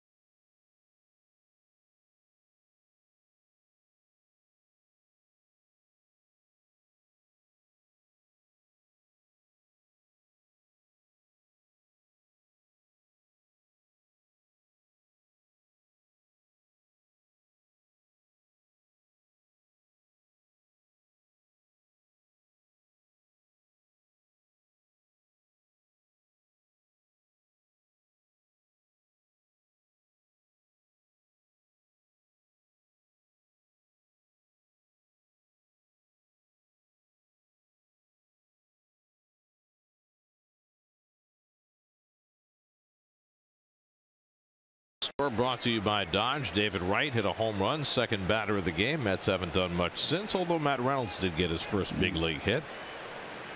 Neil Walker leads off in the 7th against Tanner Roark, and he takes inside for ball 1. Walker has one of the 3 Met hits today, a single to center in the 2nd. Roark started the inning at 95 pitches, nobody up in the Nats bullpen. Roark's been throwing 100+ every start. He threw 108 his last time out. He's thrown as many as 121 this year. You do feel like Dusty Baker's pushing his starters a little more than Matt Williams did last year. And more than most managers. But you know, the Nats have got some studs in their starting rotation, and they're not afraid to make use of them. Nats with the 2nd best ERA in the league behind the Cubs. Mets are 3rd. Nats have the most strikeouts of any staff.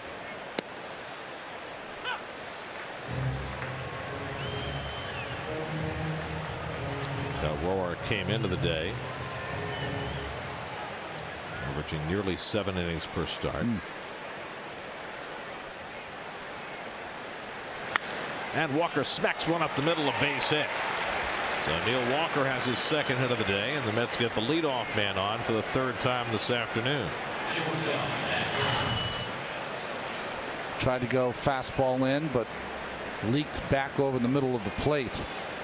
And with the defense twisted around there, thought for a second that Espinosa was going to have a play, but he did not.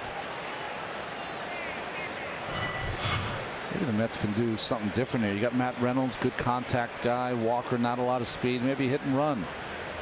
Reynolds has been on base twice in his unexpected early appearance in this game. Asdrubal Cabrera scratched in the 1st inning with back spasms. Never took the field. So Reynolds walked his first time up in the 2nd. Then, after a 9-pitch tussle with Roark, single to right field for his first big league hit in the 5th.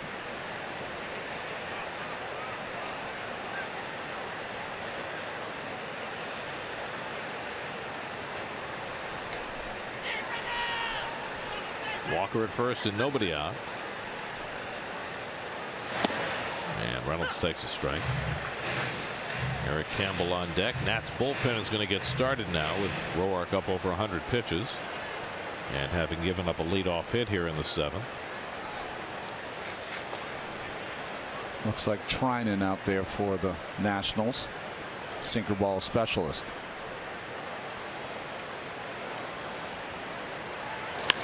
Reynolds grounds one toward 3rd. Rendon with a sidearm toss, and Murph with a nice stretch to get the force on Walker for the 1st down.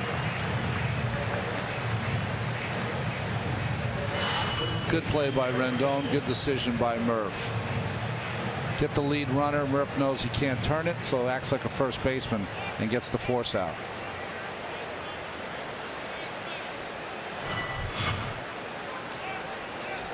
So 1 out and 1 on. And now Campbell, who's grounded into a double play and struck out. 1 for 9 in the series, but he's driven in 4 runs in the series, including his 2-run homer in the 9th inning yesterday.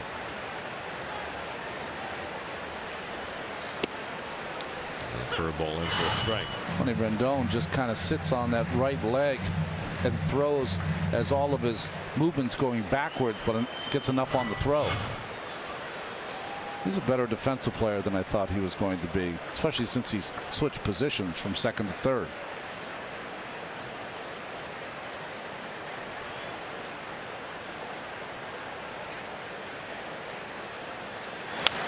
I was just thinking as Murphy made that stretch at 2nd base, that's some of his Keith first base training coming into play there. How many years ago was that the Keith was working with the Murph? 5 years ago. So Murph, Duda, Wilmer, and more to come. More to come. Probably many more to come. Unless the Mets get themselves a legit first baseman. Campbell with a check swing roller. Oliver Perez has gotten up alongside Blake Trinan in the Nats bullpen.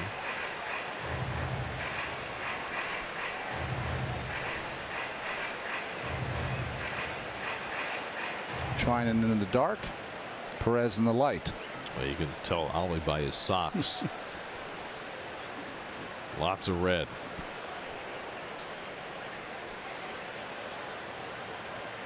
Roark ahead 0-2 on Campbell. Checks in on Reynolds.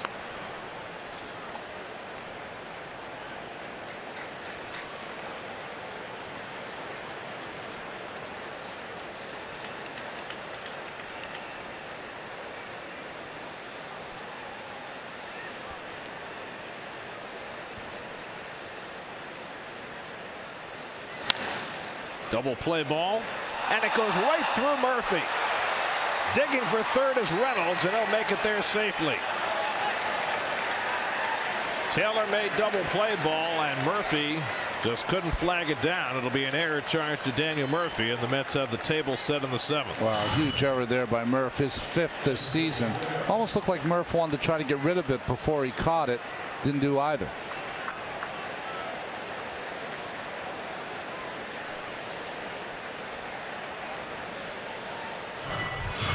So the Mets will try and cash it in. Rene Rivera, the batter. You got Reynolds at third, Campbell at first. Matz on deck. He's not going anywhere. Matz has only thrown 80 pitches in 6 scoreless innings.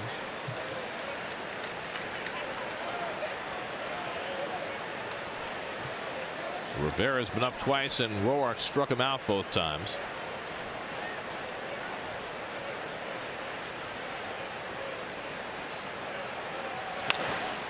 And he pops one foul, backing out of play.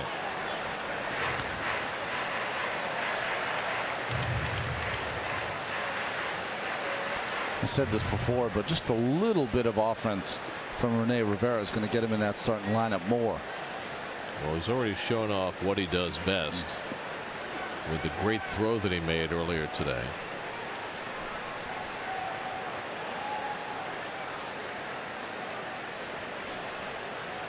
Now trying to get a runner in from third.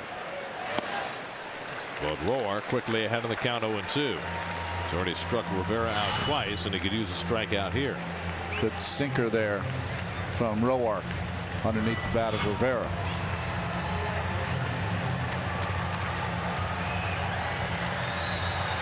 Well, a situation where Rene knows as well as everybody. Just got to get that ball in the air. He's 2 for 21 since joining the Mets.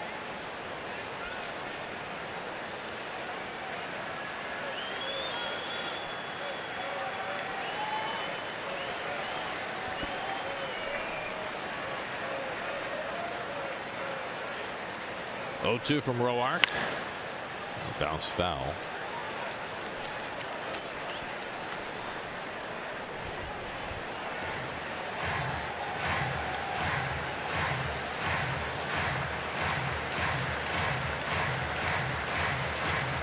Well, Roark has thrown the last 2 pitches in on the hands of Rivera, so Ramos went out, and they want to make sure they're on the same page here for the next pitch. Like you said, a crucial out needed for Roark in the Nationals.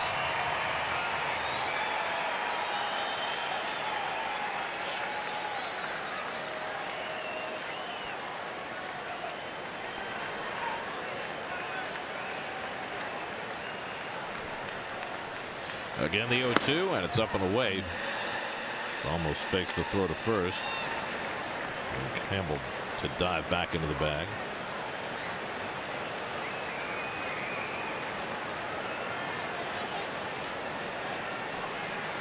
Rivera's been presented with only one prior situation with the runner at third and less than 2 out, and he got the run in. Trying to get Reynolds in from third. And he lines one into left field. That's down for a base hit. Reynolds is in to score. Campbell stops at second. Rene Rivera behind in the count comes through with the RBI single, and the Mets now have a 2-0 lead. Well, they take advantage of the mistake by Murphy, and the third sinking fastball inside covered by Rivera. That's the hit that's going to get him some extra playing time. A big hit for Rene Rivera. And now it's a 2-0 game. Steven Matz at the plate. Dusty Baker's not yet made a move. Roark at 111. It looks like he'll stay in. Now, there's no guarantee Matz is going to be bunting here. He had a bullet to center field that was caught his last time up. First and second, 1 out. And he's set to swing and takes a rip. Well, I think Dusty was thinking Roark is one of his better fielding pitchers. He's a good defensive fielding pitcher, and thought Matz was going to be bunting, but these Mets pitchers, Syndergaard, Matz, and others, sometimes swinging away, especially with the lead. Campbell at second, Rivera at first, and 1 out. Corner still in, expecting the bunt. Espinosa still shading the runner at second. And Matt swings and grounds one to Rendon. Steps on third. The throw across the diamond in time for the double play. Side retired. So Terry Collins took a shot with Matz, but Roark gets the double play. Mets get an unearned run and lead 2-0.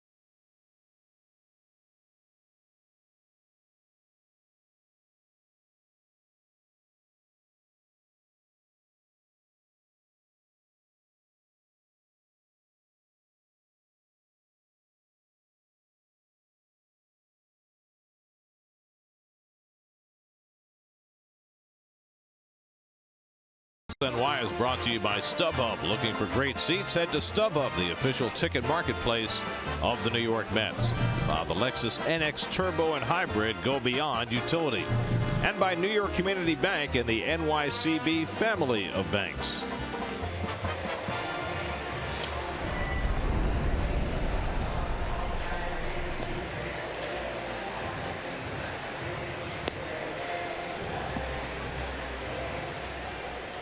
To enter the 86 weekend sweeps, follow at SNY TV. That was the J.O. ball, Jesse Orozco. Last out.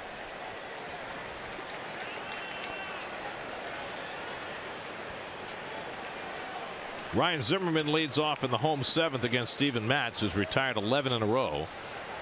Matz has allowed just 3 singles, walked 1, struck out 6. Now he has a 2-0 lead after the Mets cash an unearned run following the Murphy error in the top of the inning.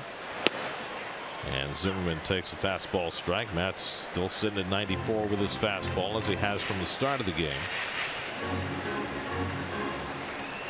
Zimmerman, Rendon, and Ramos against Matz in the 7th. And quickly ahead, 0-2. No hint of action in the Mets bullpen here in the 7th, with Matz at only 82 pitches.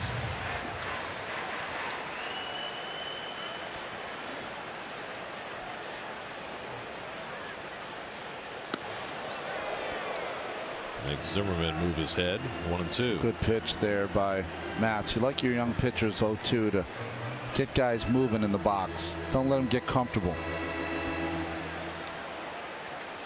There's a quiet efficiency that's growing with Steven Matz.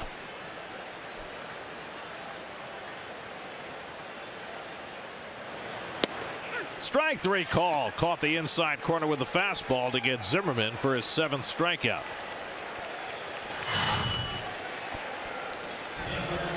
I mean, perfect pitch on that inside corner. Nice frame by Rivera, who threw it down to David Wright, who I don't know if he wasn't looking, but the ball went in left field.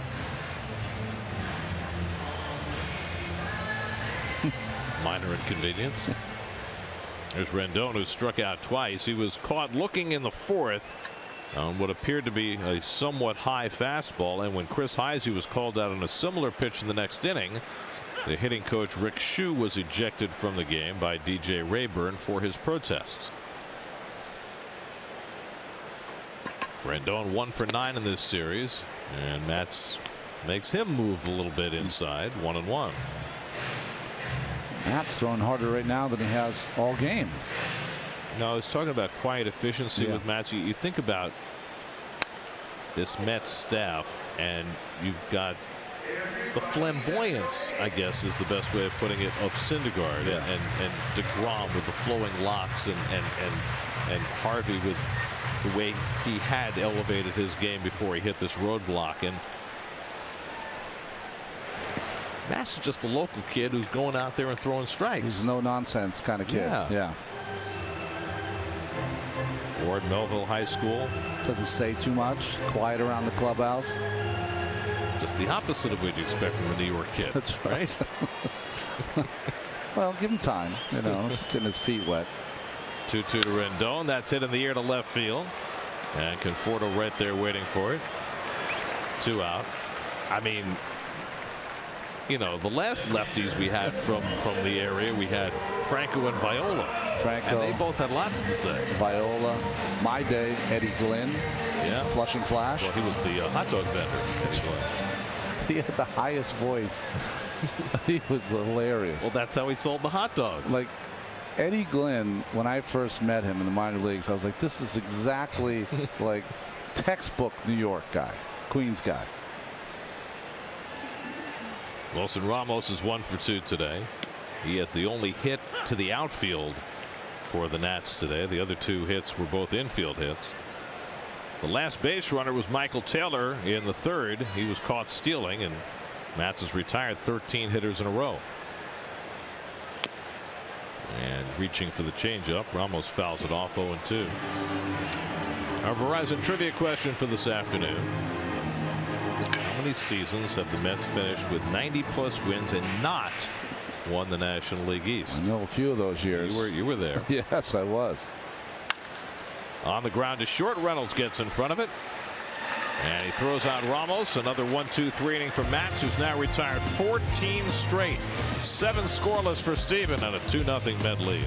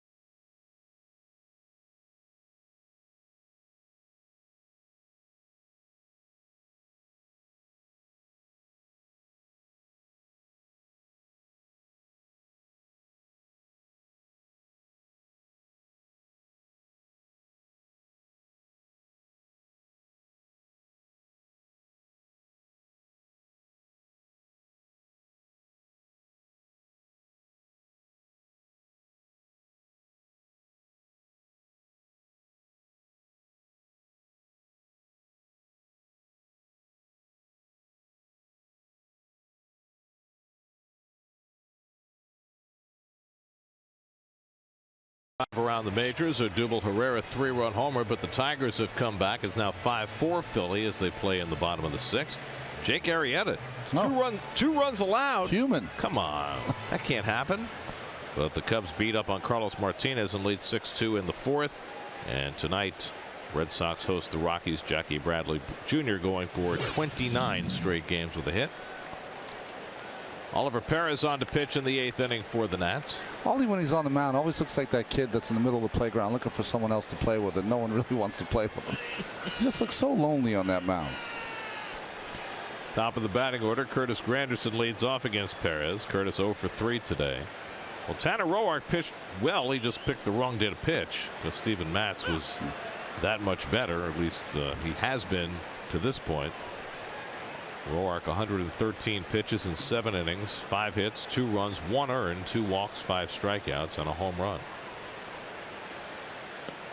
Lowers his ERA to 2.71, but he's on the short end today.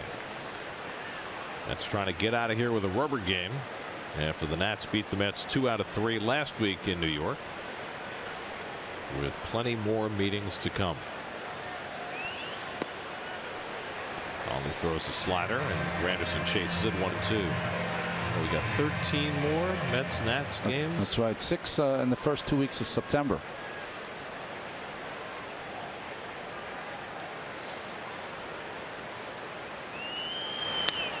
Granderson flies one to shallow left, and Worth comes in. 1 away.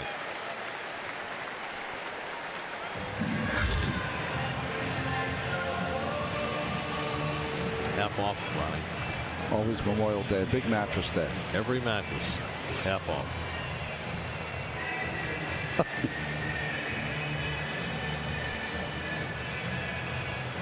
Here's David Wright, whose first inning home run gave the Mets the early lead. Are you good? Do you need a mattress right now? Not right now. Okay. I will say, though, you go to some buildings in the city now that are populated by 20-somethings. Yes. Because they live like 6 to an apartment. Every day there are mattresses moving in and out. Every day. That's right. Mattress in, mattress out. Who knew they were so valuable? Well, the Sleepy's people, they're very happy about that. That's right.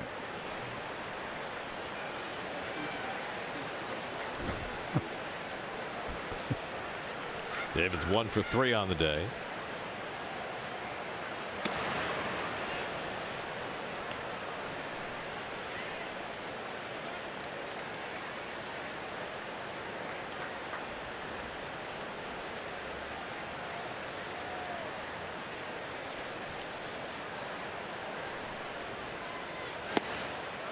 And Perez gets a strike called where David was moving his feet. 2-2. Fastball in. Good pitch by Oliver.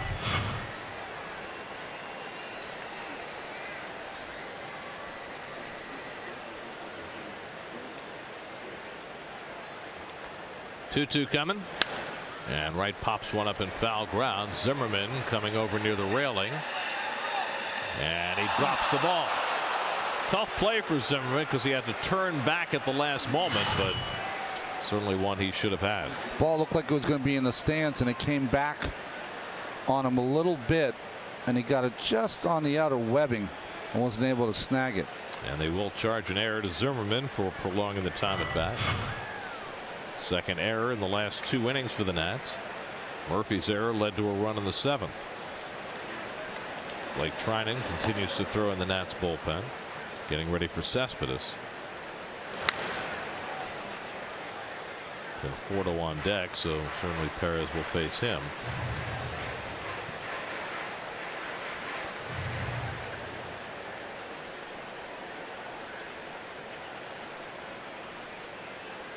Does he even think to turn his hand that way? Double jointed, maybe. I mean, it looks so uncomfortable. And he strikes out Wright for the second out. So 2 out and nobody out. Let's check in with Jonas Schwartz in the studio for another game break brought to you by the New York State Smokers Quit Line.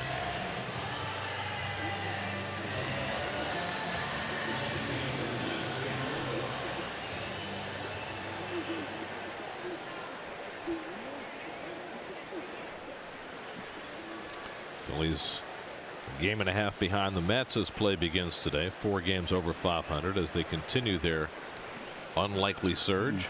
Here's Michael Conforto looking for his first hit in this series. 0 for 2 in a walk today. 0 for 6 in the series so far.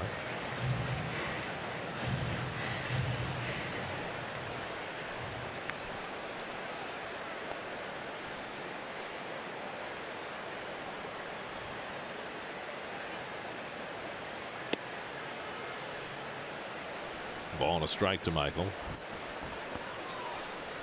Funny to watch Ollie because he has a lot of movement. He will sometimes face the outfield before he throws, and after he releases the ball, he does kind of the moonwalk backwards to the rubber. I think this is the perfect role for him. He can get out there, use all of his energy in one inning, and he expends a lot of it. You know, the jumping over the foul lines, the histrionics in the delivery. Little dance move at the front of the mound.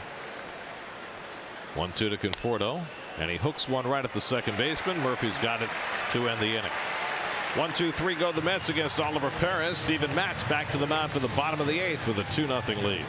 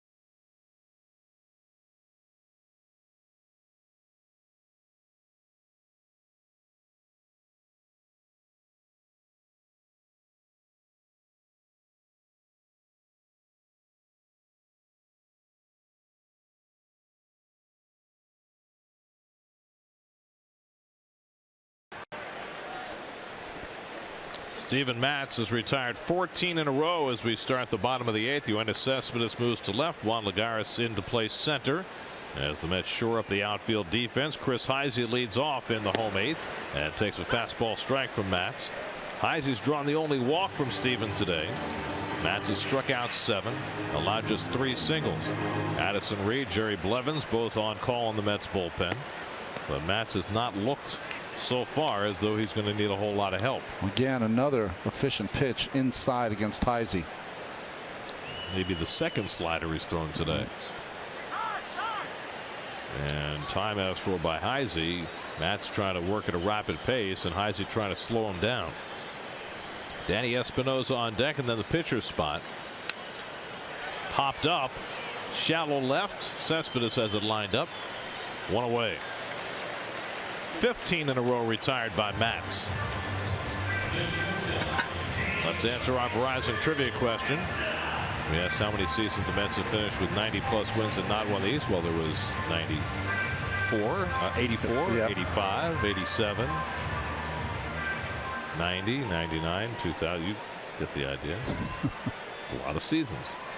So let's see. You would have been in the postseason 84, 85, 86, 87, 88, 89, yeah, 90 with the wild card. Born too soon. Yes, well, that's with a lot of things. Espinosa takes a big hack at a fastball, 0-1. Espinosa's line to left and fly to center. His line drive to left is probably the hardest hit ball against Matz all day. The 3 hits against Matz, 2 infield singles, and a bleeder through the right side off the bat of Ramos. That's it. He has been fully in command all day long. Grounded. David Wright with the snag. And he throws out Espinosa, 2 outs.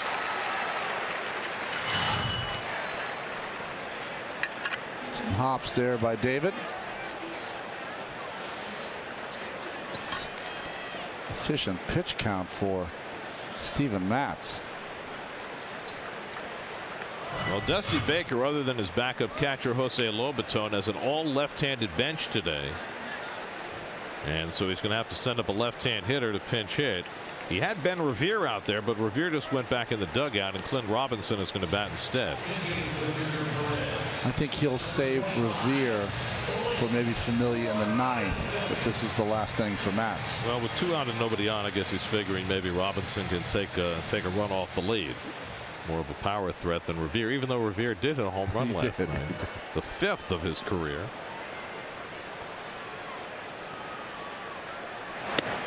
And Robinson takes a strike. Robinson grounded out as a pinch hitter last night. Well, Matz has been just magnificent.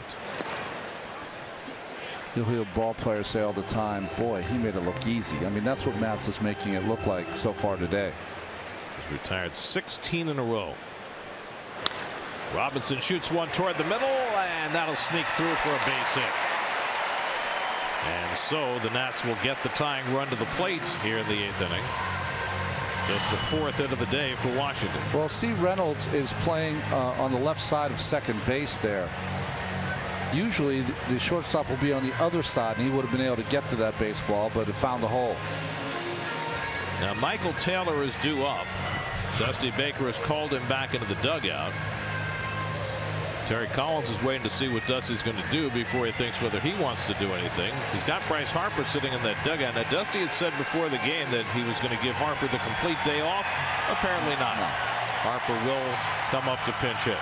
Well, Harper came up to pinch hit earlier this year and hit a tying home run. Looking for the same here.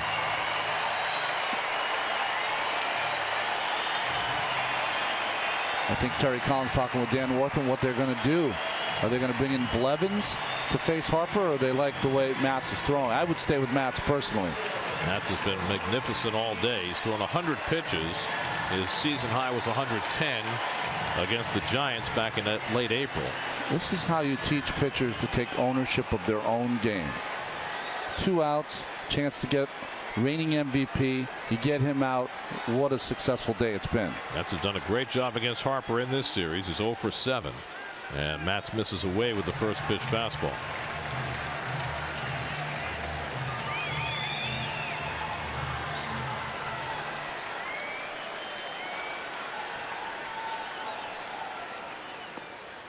And away again, 2-0. See Rene Rivera saying, calm down now. Let's continue what you've been doing. Throw strikes. Matz hadn't pitched out of the stretch since the 3rd inning. Had retired 16 in a row before that base hit by Robinson. Thrown a lot of cutters in the last couple innings. See if he throws one here. And he nicks the outside corner with a fastball, 2-1. That was just his second 2-0 count today. That's how efficient Steven's been. And that one paint on the outside corner. Matz facing all these Nats for the first time, so his first look at Harper, who chops one toward the bag at second. In comes Reynolds to field it, and that retires the side. King-sized out for Steven Matz. He gets through 8 scoreless innings by retiring Harper on the ground ball. We go to the 9th, 2-0 New York.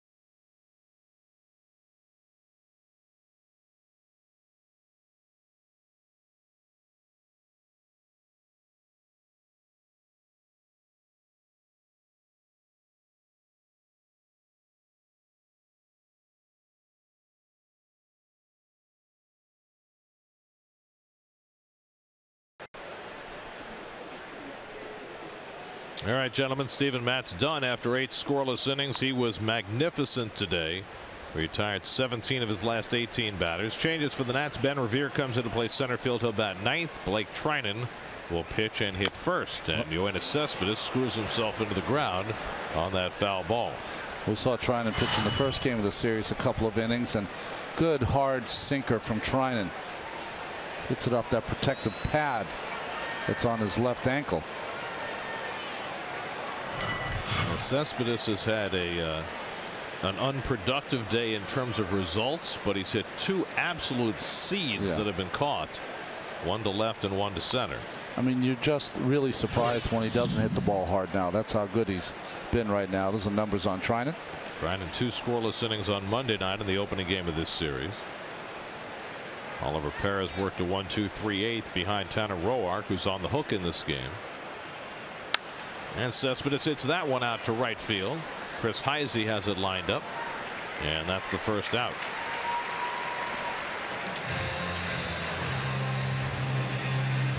Jerry's Familia getting ready to pitch the bottom of the 9th. He'll be bidding for his 16th save.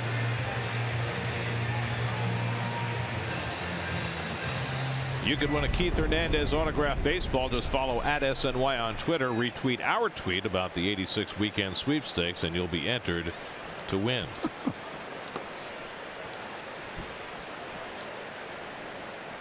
Here's Neil Walker, who has 2 of the Mets' 5 hits today.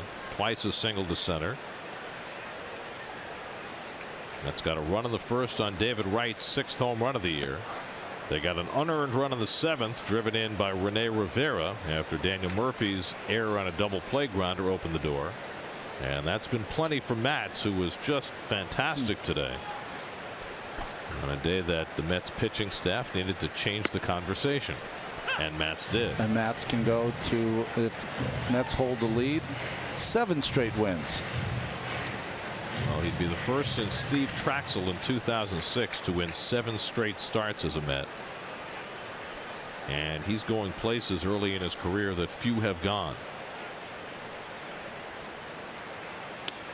Walker has to move his feet 2-1.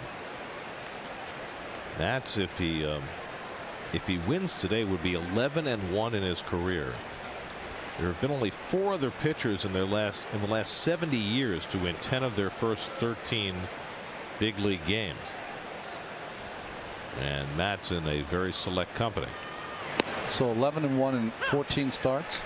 That would be what he would have if the Mets win this game. Think about in today's game having that many decisions as a starting pitcher.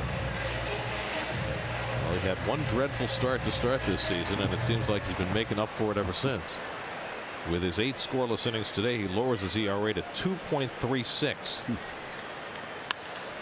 Which, remember, was 37.80 after his first start. That's right. It's been a long way down.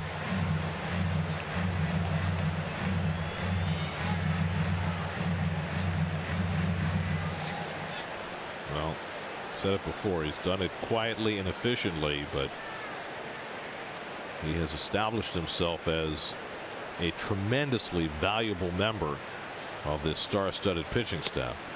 Well, you know, ball players are very superstitious, so I was thinking this is his best start of the season. Does Steve Gelbs need to follow him around the next week? That could well be. You see how many rookies have had 6 straight wins, allowing 2 runs or fewer. That's joining that group, trying to chase down Fernando Valenzuela, who was one of the greatest rookie pitchers of all time. Walker strikes out for the 2nd out of the inning. Good slider from Trinan. So he's got both angles working, that sinker away from the lefties and that slider down and in. So now Matt Reynolds, who's been the other story today, picking up his first big league hit. He was not in the starting lineup as Dribble Cabrera was scratched with back spasms before the Mets took the field in the bottom of the 1st. Reynolds has walked, singled, reached on a fielder's choice, and scored a run. And he takes a knee-high strike from Trinan. Coming up tonight on Geico Sports Night at 10:30. All the baseball news, including lots more conversation on Matt Harvey. Jets OTAs. Knicks and issues. Knicks? Come on. Well, Matt Reynolds got a ball for his trophy case in the 5th inning. Always remember this hit.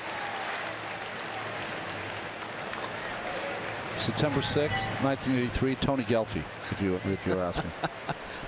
I wasn't, but I was right on the tip of your tongue. I know that. Reynolds tries to hold, and he does. See, here's the thing. Your first inning in the big leagues was so spectacular because of the names involved. You know, Tony Gelfi has to take a back seat. It does. It does. The '83 Phillies team that lost to the Orioles in the World Series had Joe Morgan leading off, Pete Rose hit second, and Mike Schmidt hit third. I mean, it doesn't get any better than that. I mean, I had to get Pete in the hall so I can be an answer to a trivia question. We can get me on like the 5th inning or whatever. You'd be like Carl Hubble. Espinoza with the overhand throw gets Reynolds to retire the side. Jerry's Familia on to save what Steven Matz started. As we go to the bottom of the 9th, Mets trying to take the rubber game, leading 2-0.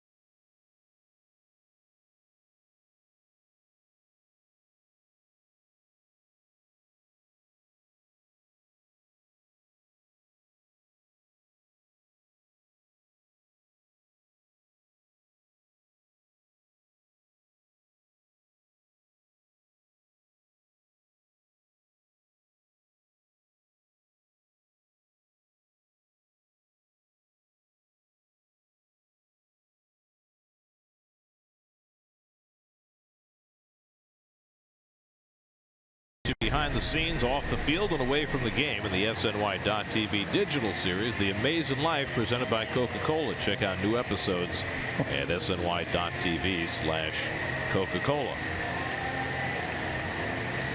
Jerry's Familia, 15 for 15 in save opportunities. Well, his last 4 or 5 have been just a patent Familia. Good sinker, good split finger. Breaking ball hasn't really come into play yet. Jason Worth leads off the last of the 9th and takes a knee-high strike. Worth is 0 for 3, grounded out, flied out twice. Worth 3 for 9 in his career against Familia. Daniel Murphy on deck, then Ryan Zimmerman. Harper's been used as a pinch hitter. He is not in prospect. Fouled off, and Familia quickly ahead 0-2.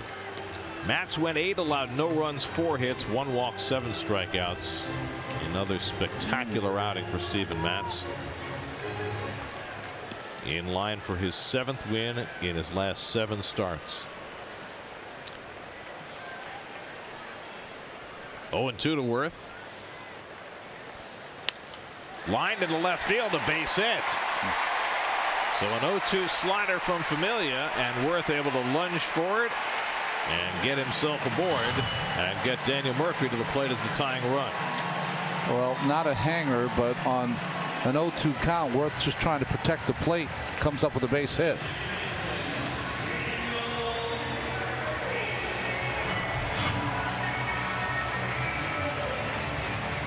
So now Murphy, who's 1 for 3 today, an infield hit back in the first. His error opened the door for the second Mets run, and he and Familia will be squaring off for the first time.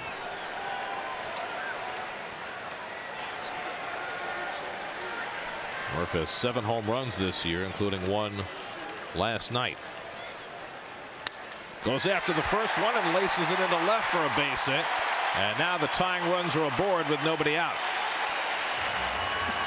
So Murphy wasting no time against Familia and taking him the other way. Another multi-hit game for Daniel. He knows he's going to get something on the outside part, just looking that way.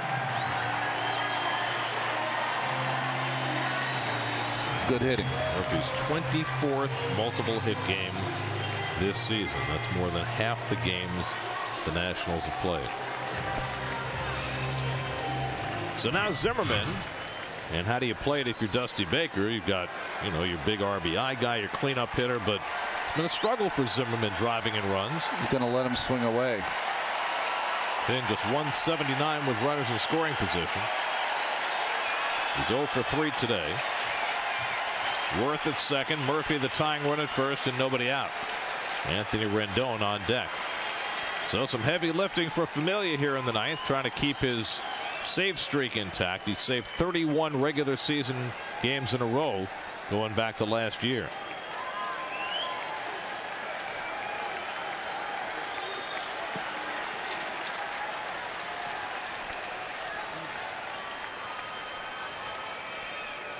And Zimmerman takes below the knees, ball 1. Well, I'm going to say this stat only because it's remarkable. 10 walk-off home runs for Zimmerman. Have they all been against the Mets? It seems like it, right? Well, what he does late in games, he tends to drive the ball to right center, and the Mets are playing him that way.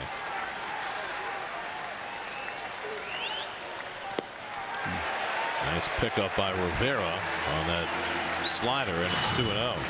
Well, he hung the one to Wirtz, so he's going to make sure that this one was down, and kind of a lucky pickup of Rivera. Well, there's nobody up behind Familia. This is his gig in the ninth. Jonathan Papelbon's up in the Nats bullpen, hoping the Nats can tie it and send this game to the 10th.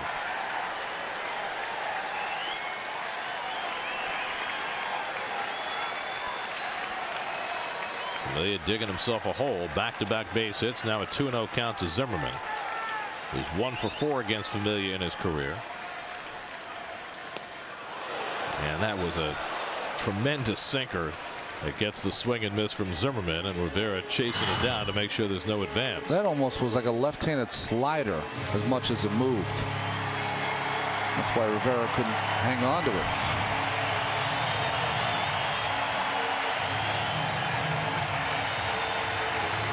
Isn't it amazing that he can have one pitcher as talented as Familia, Matt, coast through 8 innings, and then Familia get in trouble right away. I'd love to use that sinker to get a ground ball here. 2-1 to Zimmerman, and he fouls it back. 2-2. Well, lucky for the Mets, Zimmerman now has chased 2 balls out of the strike zone, where he'd be on base also. Sinker down and in, and this fastball is a ball up and away. Their four-seamer from Familia, 97 miles an hour.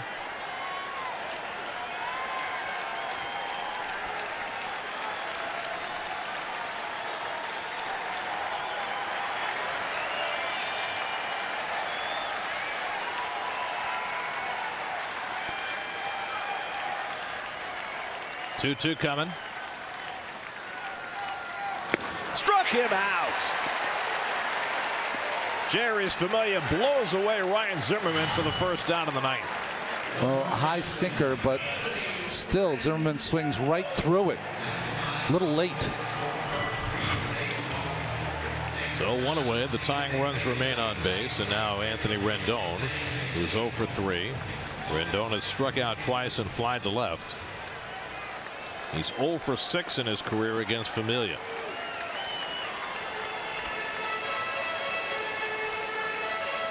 Rene Rivera out in front of home plate, directing the defense as to what they do if the runners go. Worth at second, Murphy at first. Neither one does a lot of base stealing these days.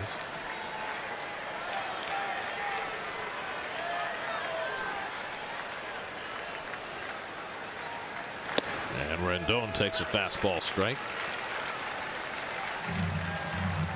A few years ago, Worth would really, you have to watch him at second base, but like you said, doesn't run as much anymore. Well, he can only run if Murphy follows. That steal of third doesn't accomplish much in a 2-0 game. 0-1 to Rendon. 2 on, 1 out, last of the ninth.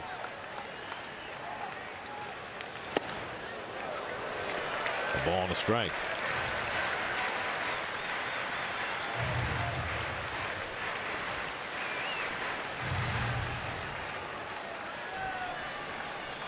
Wilson Ramos parked on deck.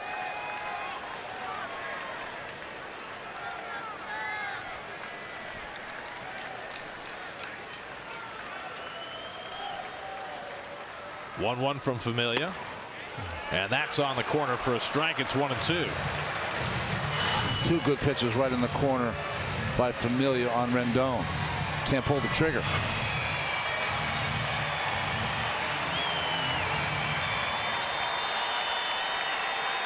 Worth at second, Murphy at first, 1 out.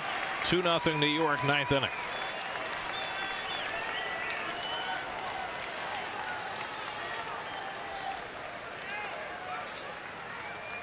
One, two. Line, one hopper. Campbell to second for one. Reynolds will hang on to it. That's the second out. Hit hard by Rendon, but right to Campbell on one hard hop. And they get the 3-6 force on Murphy. 2 down. Well, ball hit right on the nose, but playing properly as Campbell off that bag gets the shore out. No place for Reynolds to go because Familia never broke. Caught watching this play instead of covering first base.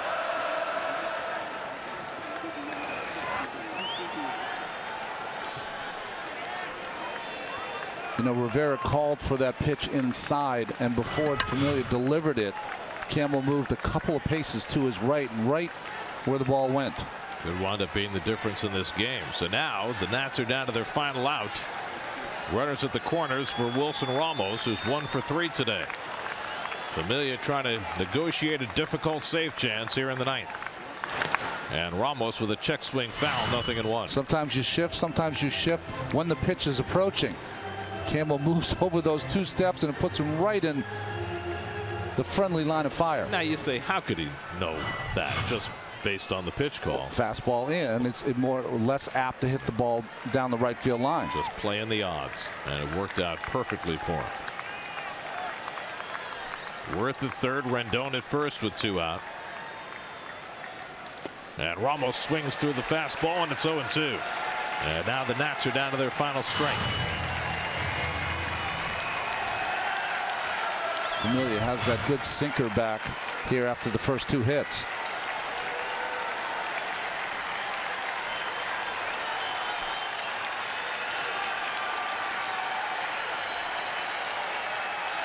Oh, 0-2 to Wilson Ramos. Rounded down to third. Wright's got it. The sidearm throw on target, and the ball game is over. Jeurys Familia works around a couple of hits in the ninth to save it for Steven Matz, who threw 8 scoreless innings, at one point retired 16 in a row.